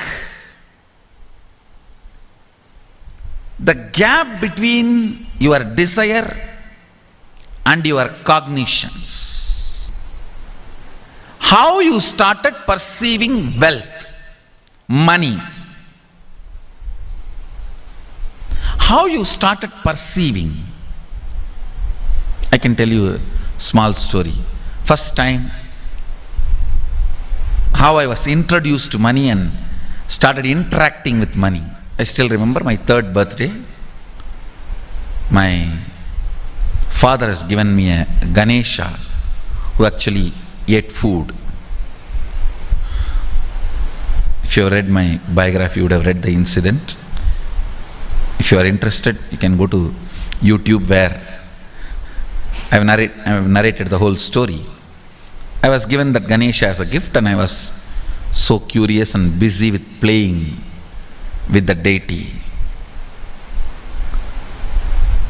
And then in Indian village we have a habit, all the family elders will give coins on the birthday as a gift to the kids.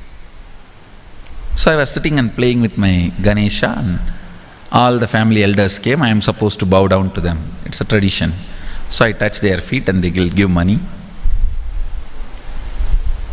A lot of money got collected. Must be some 70-80 rupees. In those days it's a big money, and for a kid it's a too big money. And it was too much of coins and notes, so my father helped me to pack the whole thing in a hand key. So I looked at him and asked, what should I do with this? He said, you can buy whatever you want. I said, I don't need anything. I only wanted this Ganesha. You already gave it to me. I don't need anything. He said, then you can give it to anybody you want. So I just called all my cousins, brothers, everyone was playing. I grew up in a large joint family. 27 of us grew up together. So it's almost like a one school, small school. So all of them are playing. I called in my loud voice, hey, anybody wants come and take this money? I don't want it. So 4 or 5 kids were running and my elder brother ran fast and took the whole thing, whole hand key. My father told me to tell my elder brother to share everyone, to share with all. I said, I have decided I don't want. And I said, whoever wants, take it. So he took it. How can I interfere in this after that? It's up to him. I will not even interfere, giving any further instruction to how they should share or who should share and all that. I said I don't want. That's my first relationship with money. I still see very clearly that it's the same relationship. Still I don't touch money. I don't handle. Never felt the need. Anyhow, I am not saying this should be your pattern or this should be your... I am just giving you an example of how I started relating with. So now dig out how you started relating with money. That was actually my completion with money. I touched first time money only to give dana. Still I am doing the same thing. Still I touch money only to give dana.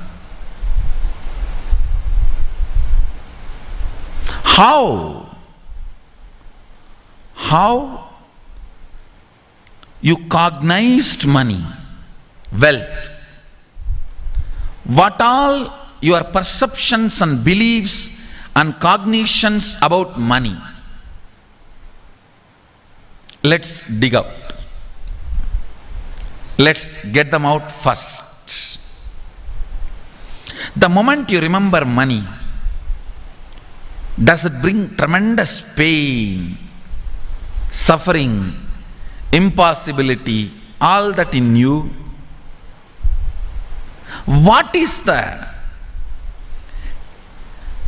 emotion or energy it invokes in you?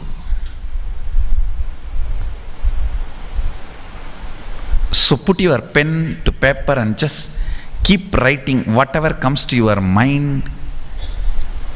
If you feel tortured, irritated, the moment you think of money, whatever you think, money is difficult, money is impossible, money is, unless you cheat you can't get the money, even if you cheat it, somebody will cheat from you. So much goes on inside you about money. Your incompletions with money. Just spend few minutes and let's dig out all the incompletions, mental patterns we have, perceptions, beliefs and cognitions we have about money.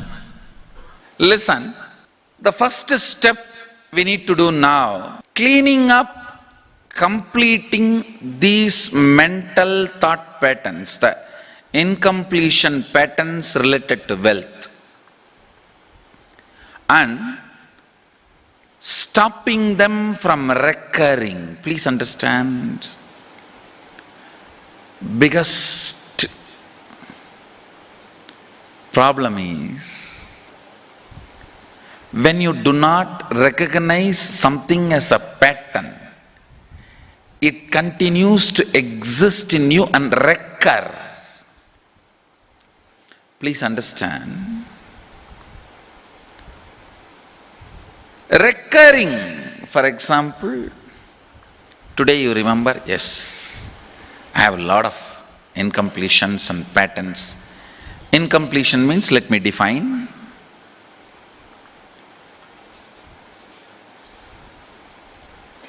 Your past sitting in your present, not letting you live your future is incompletion.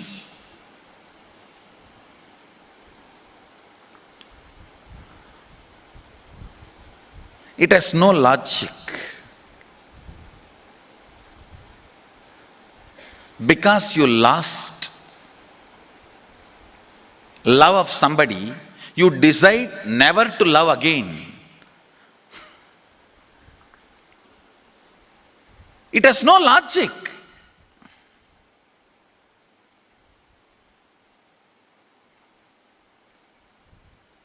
Tons of negative decisions, cognitions you make about life is incompletion. I'll give you one small example. 8-year-old kid is in the classroom. Teacher asks, who is the first Prime Minister of India? The kid jumps on the bench and shouts, Mahatma Gandhi. Naturally, the whole class laughs. Because Mahatma Gandhi is not, neither is Mahatma nor he is first Prime Minister. Okay, let's leave it. When the whole class laughs, she decides never to come in the front, jump up and be active. Even after 50 years, if she becomes a CEO of a company, in the team meeting, she will be telling her ideas to somebody else and somebody else will be presenting. Even if she is the head of the meeting, she will continue to suffer the decision she made at the age of 8. How many of you see this is happening even in your life, in some form? That is what I call incompletion.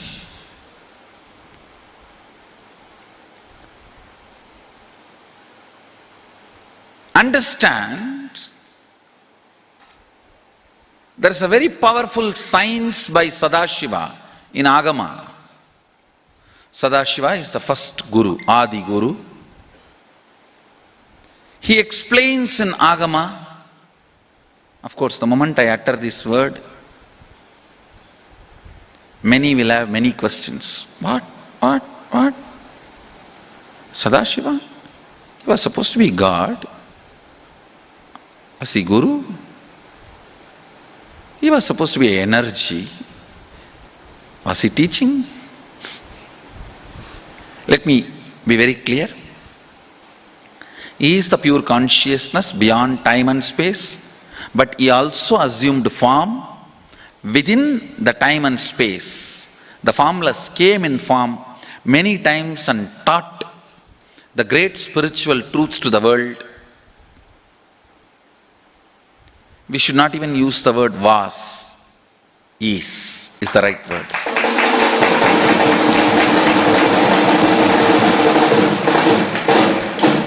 He gives a beautiful science of completing with this incompletion patterns, known, unknown.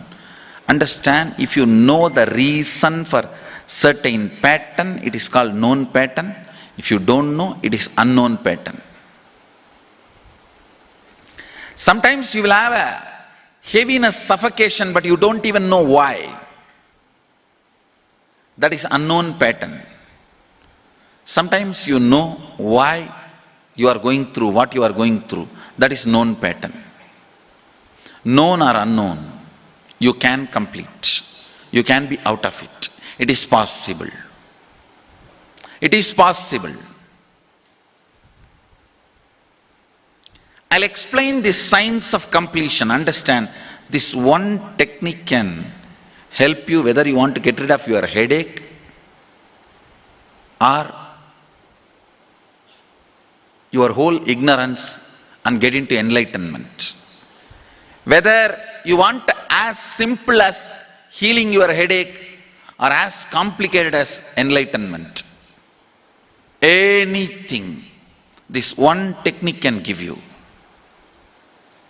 This one technique, it is a complete end-to-end, alpha to omega.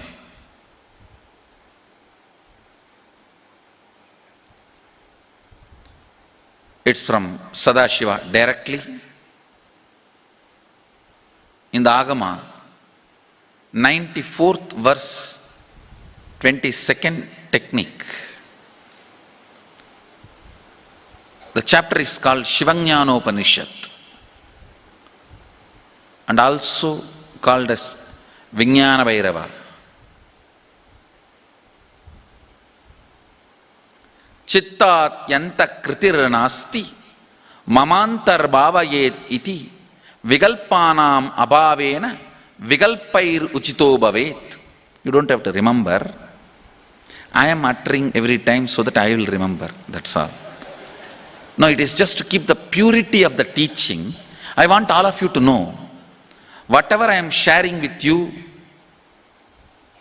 is my personal enlightenment experience, which is in tune with the earlier master's experience.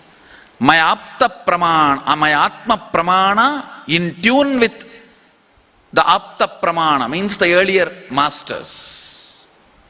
The Shastra Pramana. Only that can become your Sakshi Pramana. Never learn from a person who does not have Atma Pramana, enlightenment. He will be only Pandit, repeating.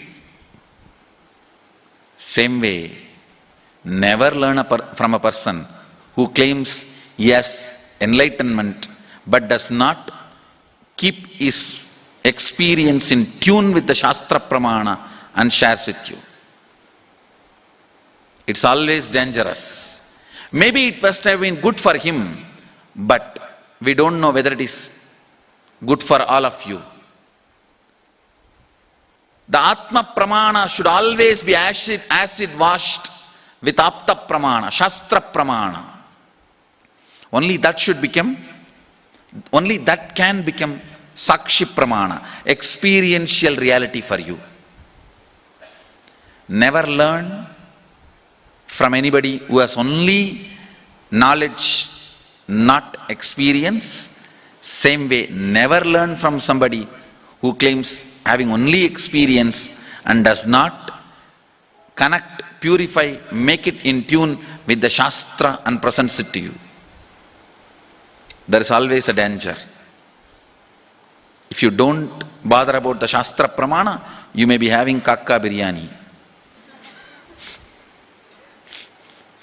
Be careful. Listen. To keep the purity of the teachings, I keep the original Sanskrit verses. I'll give you the translation now. Consciously feel within the mind stuff of past memories of incompletion with its activities as mind, intellect and ego not existing in me. By contemplating this way in your inner space, disidentify from the past impressions and memories of completion. Put your active attention at the space of past happening. Relive these imagined impressions and memories of incompletion. Then the mind stop having fully ceased from its present characteristics of forming thought patterns and cognitions is complete. Thus you become complete and achieve the original space of complete completion. Listen. Now I will explain. I have read out the translation. I will explain what to do. Now you wrote many of the patterns, incompletions, thought currents you are having about money, ideas, cognitions you developed about money from the young age. Do only one thing. Just go back to that same age when the incidents happened in you, the cognition started building in you, the beliefs started building in you, the ideas started building in you, the perception started building in you. Relive the same situation. I am not asking you just remember. Remembering means, for example, something happened at the age of 7 which is still hurting you about money. You asked 1 rupee from your uncle and he did not give, but he gave it to his son. It's still sitting and hurting. If now you are 47, this happened 7. You being 47-year-old person and remembering what happened at the age of 7 is remembering. Forget you are 47, forget who you are now. You may be having millions. Just become that 7-year-old who asked and did not receive. For you that 1 rupee must have been almost life. I have seen people, they develop even wheezing when they were not given as simple as a chocolate or an ice cream by their friend or family or brother. I have seen. Because for a child, it may be life. Just go back, forget who you are now. Become that person. When that incident happened, relive. Just see what has happened at that time. You will see many of the unknown, suppressed emotions will break. And I tell you, many diseases will be healed. I have seen people walking out of tumors, cancers, asthma, wheezing, just by completion. Because many of your diseases have their roots in some of the incompletions of the past. When you relive, many pain parts in you breaks. Pain bodies collapse. The pain patterns melt down. which completes many other issues which you don't even remember. I have seen when people do completion, to complete the wealth related incompletions, suddenly they get into health, because the same incompletions which created wealth issues only were creating health issues. When they melt down, people become free even from both. Listen carefully. I'll repeat once more. Now you would have written so many patterns, incompletions, thought currents, ideas, cognitions. Take few minutes. Go back to each incident, each pain, each hurting. Relive. Relive. Relive. Don't justify what happened. Don't try to console yourself. No consolation will work. No justification will work. Neither help others nor try to help yourself. Just relive. I've seen when somebody has tears, others try to console. No, relax. You are not more compassionate than me. Let me do that job. You don't interfere in my job. Let you just go through. Even you don't try to console yourself. That is not going to work. If something has to break inside, let it break. It's okay. When you relive, the powerlessness, incompletion, loses power over you. I'll guide you step by step. And I commit with you, I'll lead you all to completion. And I know how to awaken, trigger the incompletions in you and break them. Help you to relive and relieve. I am supporting all of you. Have courage. Let's clean up.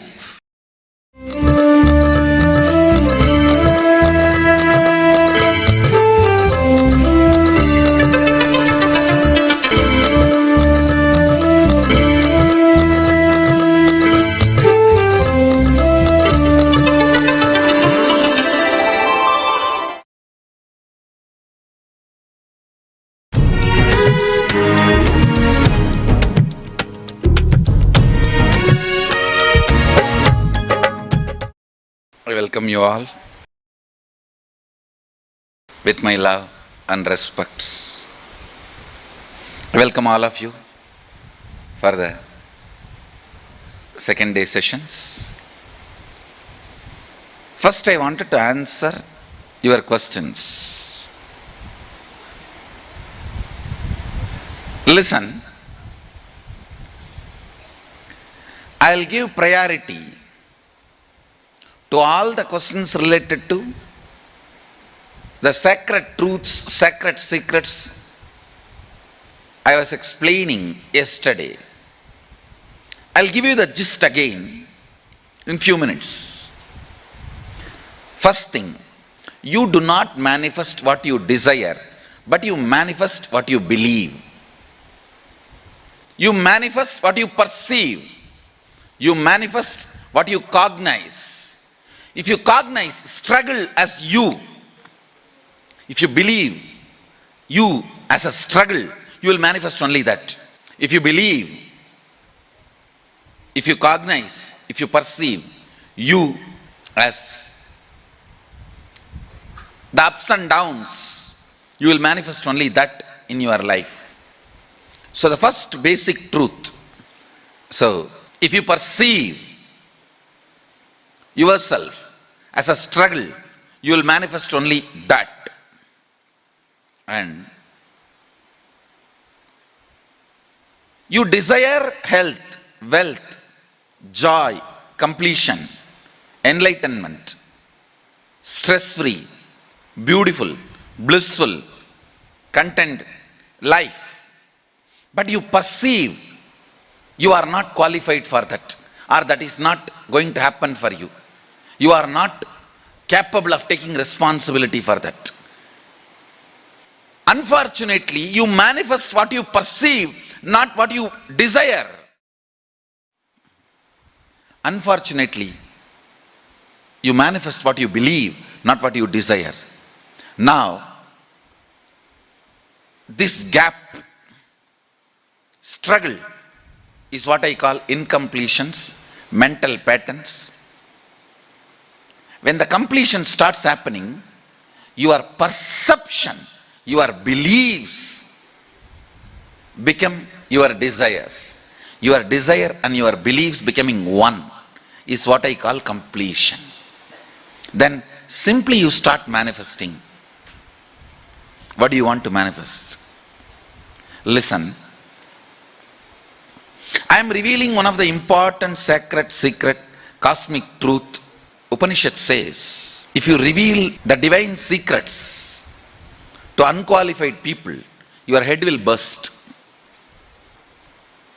First, when I read that, I thought, oh, this is just to frighten us. Actual problem in your life towards enlightenment, higher consciousness, or to achieve anything you want to achieve, to realize your intention to be. If you have missed today morning LSP, I recommend and request all of you to see today morning the Living Shuddhadvaita process. It's freely available. Please watch. Listen, that will really help you. That's like a complimentary session to this whole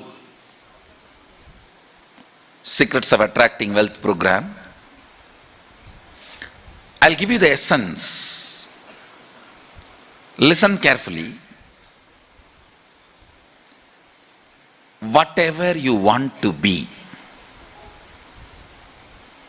enlightened, healthy, wealthy, whatever, the actual work you need to do is on your fears. Actual work you need to do is on your fears. You are working on many wrong things. You think you need to work on your desires. You think you need to work on your energy. You think you need to work on your activism. You need to work on your intelligence. No. I am telling you, intelligence is not information. It is ability to handle information. That comes only when you crack down your fears. In the path of enlightenment, if fear is a wall, desire is just a small rope hanging between two poles. Guilt may be a small one thani bush in one corner, which you may not even need to attend.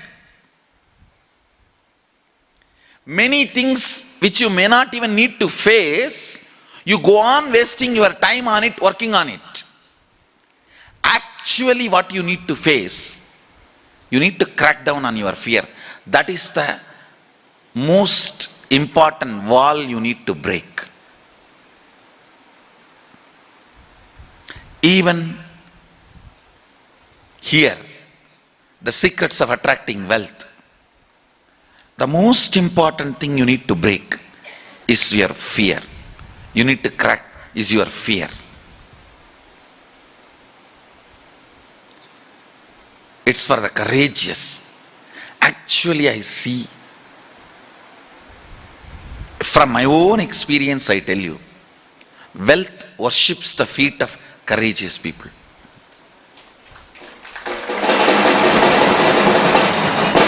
End of the whole secret. You may think, looks too plain, too bland. Internalize your inner space. Internalize this truth. Use this truth as a weapon to beat yourself down. Understand? If you beat yourself with the truth, you will never collapse. You will raise up. Wrong part of you will be broken, destroyed. Not the right part.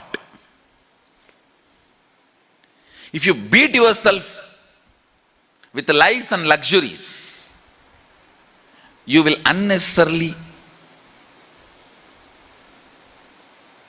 not only create powerlessness, you will be growing in wrong direction. Drill yourself with this one truth. Actually, you need to work on fear. Listen. Please come to the space of listening. Listen. I told you the purpose of this program is two things. One, to clean up the incompletions, patterns you carry about wealth, and create a right space, a powerful magnetic energy center in you to attract wealth, situations supporting you to create wealth, people supporting you to create wealth, making you like a magnetic energy center for manifesting the wealth the way you want. Listen. I have done only first step yesterday. Today I will do the second step now.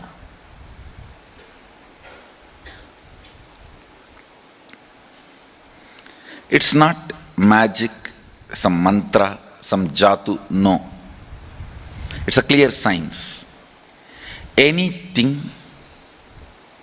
you decide as your perception, belief, cognition, intention, life, you become magnetic energy center for that.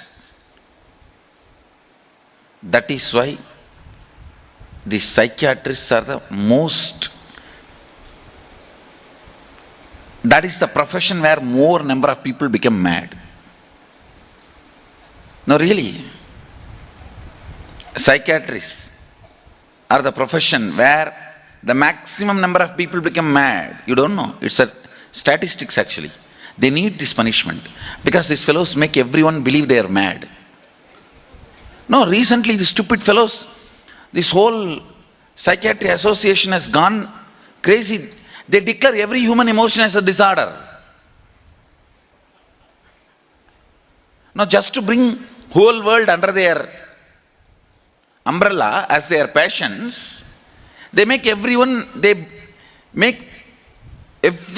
their passions. And finally they become sick, mad. Really. Listen. Because anything you intend, you become energy center for it. You become magnetic energy center for it.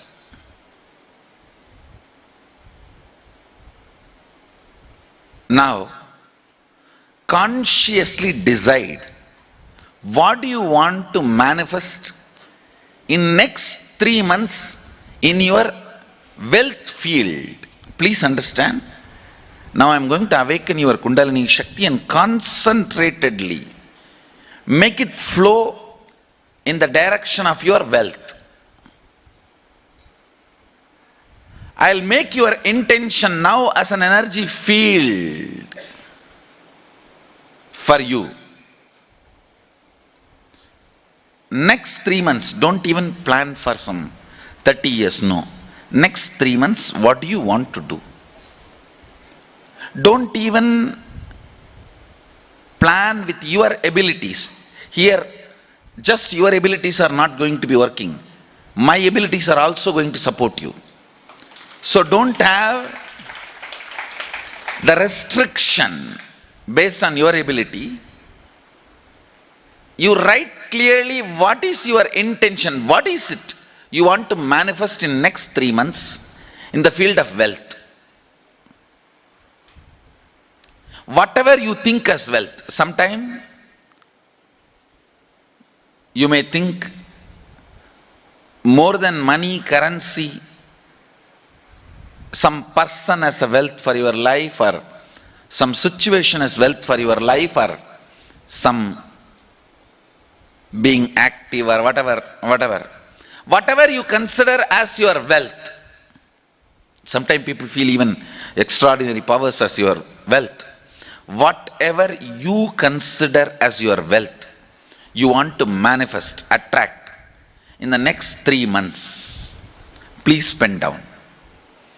Decide very consciously, because I am going to stream your Kundalini energy into this thought current, into your intention. So it will become reality. Please do not take it light. I bless you all.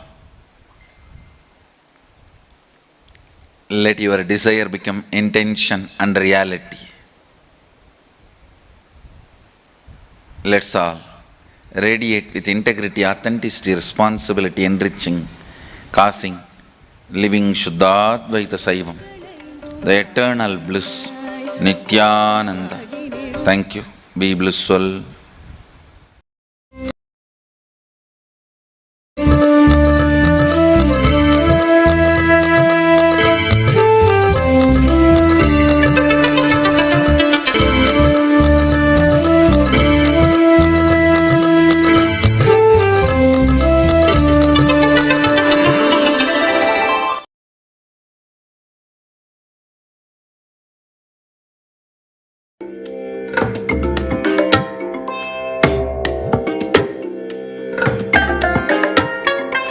I bless you all.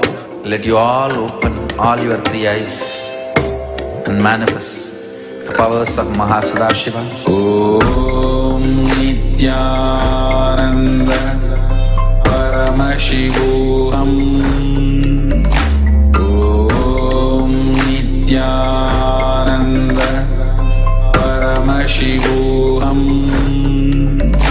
Om Nithyananda Paramashivam. Om Nithyananda Paramashivam.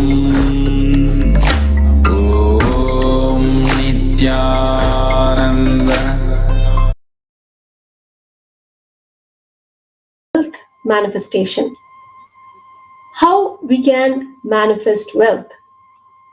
The potential that is already in us.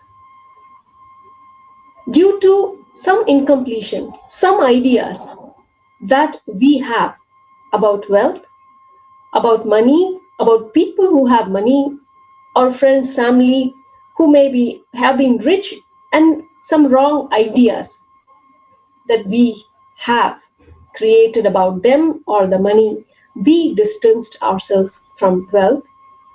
And how to complete it? Such a beautiful knowledge, just the knowledge itself brings so much of completion inside us, and the relationship with wealth that we have in life, when this is completed, we start manifesting. This is a beautiful process, understanding, but how do we manifest it? We need to look in. How can we do that? What is this completion process? Who will help me to look in? I'm sure many questions we get as we watch Swamiji. And is this completion process easy? How do I look in? How do I find the pattern? There are so many incidents that happen in life. There are so many more questions we have. And it is not just the matter about wealth, right? Today in Paramashivam, the program which has been happening every day, every single day, Swamiji helps us to look in to various dimensions of us. And today, the deity that is associated with, where every day they get the darshan of different deity, different bhava of different deity, today they are getting the darshan of Lord Venkateshwara. And as we all know, Lord Venkateshwara is associated with abundance of wealth. And Not only that, we get the blessings of Lord Venkateshwara to manifest as we go through this beautiful sessions today in completing with any incompletions we have about wealth and manifesting it. So the answer is simple. How you can manifest wealth? Simply register to Paramashivoham level 2, that is happening day and night. And this is like the second batch. Almost we have like only 5 or 6 more days left. But don't worry, the next batch is starting soon on April 20th, where you can become a part, and not only the dimension of wealth, whether it is relationship, whether it is health, whether it is fear, whether it is anxiety, you name it. Dimensions, various dimensions of us. Because of some wrong incompletion or some wrong ideas, we create limitations and so on, which actually is not okay, because these are the things, these are the ideas which even separate us from our own highest self, which is Paramashiva. Swamiji, Paramashiva himself, does take us through these different processes every single day to complete with all the limited cognitions that we have about ourselves. And with the dikshas that he gives us, we realize who we truly are, experiencing the being of Paramashiva. Today, I just want to share one experience of Ma Pushkalananda, where she experienced the completion with the wealth dimension and how she started manifesting wealth. Let us watch Ma Pushkalananda sharing. Hey, greetings everyone. Welcome back. So thank you so much for tuning in today. Today is a very important subject and I'm very excited about sharing it with you all. So today what I want to talk about is how I had a breakthrough in my wealth. Okay, so it's such a powerful breakthrough actually which I had because there were many times in my life when I was having challenges in wanting to or desiring to manifest money and it was not happening for me. So I'm going to share my experience on how I had a breakthrough in money, in my wealth dimension, and also how you can apply the same science and have a breakthrough in your wealth also. Okay, so like I mentioned, like many others, I desired to have more money. I wanted to manifest money. So what I did was I started to study law of attraction at first, right? So what I did was from the context of law of attraction, I started to use many of his tools. I started to use many of his different methods like positive words, positive visualization, positive affirmation, positive outcomes, positive so forth. Okay, so there was many different tools and methods which I applied. Now, as far as the results, it was never permanent, meaning that I was still not getting a breakthrough in my wealth. It just wasn't happening in a big way where I can feel that, yes, I have a breakthrough in life with money or with wealth. And it was never permanent. So then, I was seeking, and then I heard actually my guru, Paramahamsa Nithyananda Swami, I heard Swamiji say once that he explained the Vedic science of wealth. And he said so beautifully, I remember him telling, he said so beautifully, he says, wealth is not outside of you. Wealth is extension of you. He says, the ideas you have about you and the ideas you have about life, that is the way you feel about yourself and the way you feel about life. That itself determines if you're going to have money or wealth around you or not. So immediately that sparked my curiosity. What does that mean exactly? My ideas about me and my ideas about my life. How do I feel about this? So, immediately I did a process called the completion process with Swamiji. So this completion process, it's a science rather of completion, and it is taken from the Vedic scriptures called the Agamas. So it is a thousands of year old technique which Swamiji shared with us. So during this process, I had such a big breakthrough. Actually, it was such a surprising to me, and it was the best decision I've ever made. I realized that indeed what he said, what he spoke of, after going through the completion process itself, I realized that my memories about money, my feelings about money was basically ruling my relationship with money in my reality in the now. So the moment I went through the completion process and the moment I completed that, with that understanding of all the thoughts, all the cognitions that I have about money, the memories, the past memories, the beliefs I had about money, the beliefs I had about myself, about life in the past, how it was playing a major role with me attracting money in the now. So once I had that breakthrough, I was experiencing so much abundance in life. It was like an immediate breakthrough. After that, it was just like, because my very idea about wealth changed, because my very belief system about what I was holding myself, how I was perceiving myself, and how I was perceiving my relationship with money or my relationship with wealth, because that itself was shifted. So what I mean by that actually is, when I was not able to, or when I was cognizing I'm not able to manifest money in my life, there was a cognition. So there was a thought process that was happening as an underline during that time, which was binding me. It was holding me back. It was the emotions related to that thought trend, or the feelings, or even the belief that I have. For example, many times it's just too hard. I can't do it. I don't know how to do it. How come it's happening for everyone else? Why isn't it happening for me? So there was many different thought currents that was related to my relationship with money. Now, when I did the completion process so beautifully, I was able to identify, oh gosh, this is all the belief system that was rooted into me from my past memories. So my emotions that was related to myself and about money, the ideas I was holding on to, were the same ideas that were binding me now, and these are the same ideas that were holding me back from a very long time in the past. So once I went through the completion process, I was able to not only identify but complete with it. So it is an absolutely powerful completion process and a technique which everyone should try. So I would recommend it if you guys are interested and you want to also get a breakthrough in your life with money or with patterns of wealth. Definitely be sure to check out the link in the description below. There is actually a course on completion which you yourself can take. And now for furthermore, if you're interested in identifying the knots in your life, the blockages related with fear, anger, depression, frustration, even relationship problems. So if you're interested in getting the understanding, because see, completion can be done from the context of completion. It is the same in relationship with ourselves, with others in life, and every other dimension, such as our health, wealth, and relationships.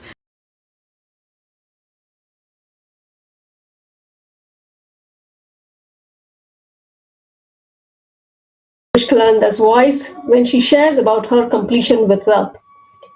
If you would also would like to have that same level of completion or even more with wealth and see what is this, I'm sure that every possible questions that she was listing, you probably would feel like, okay, why is it working for others? Why not for me? Or how can I manifest? Why am I stuck with this job or no job, or whatever scenario you are in? If you are feeling like, I would like to have that kind of completion with wealth, that kind of relationship with wealth, and not only in wealth, in every possible dimension of life, then the solution is right here. Paramashivoham level 2, the greatest gift that Paramashiva is going on showering on planet Earth. And this program, as I said, the next batch is starting on April 20th in two different time zones, in US time zone and India time zone. You can register and participate. So do not miss this great opportunity. Every time, there's always in life, there can be good things, there can be bad things, both happening simultaneously. It is our choice, our decision that we make, which we pick, which we choose, and based on that, we decide whether we want to suffer or whether we want to excel, whether we want to be successful. Paramashiva provides both in front of us. It is the choice that we make that decides our life. So make the bestest choice there is. Paramashivoham level 2. Register yourself at paramashivoham.org/level 2. Thank you, Nithyananda.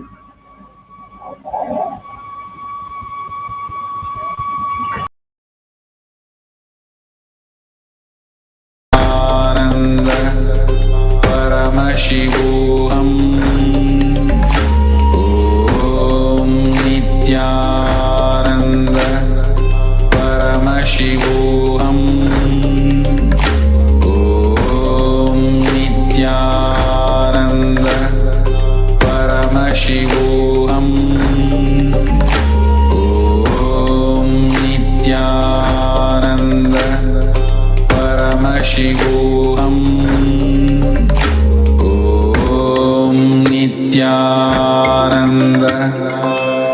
Paramashivam. Om Nithyananda Paramashivam. Om Nithyananda Paramashivam. Om Nithyananda Paramashivam. Om Nithyananda Paramashivam. Om Nithyananda Paramashivam. Om Nithyananda Paramashivam.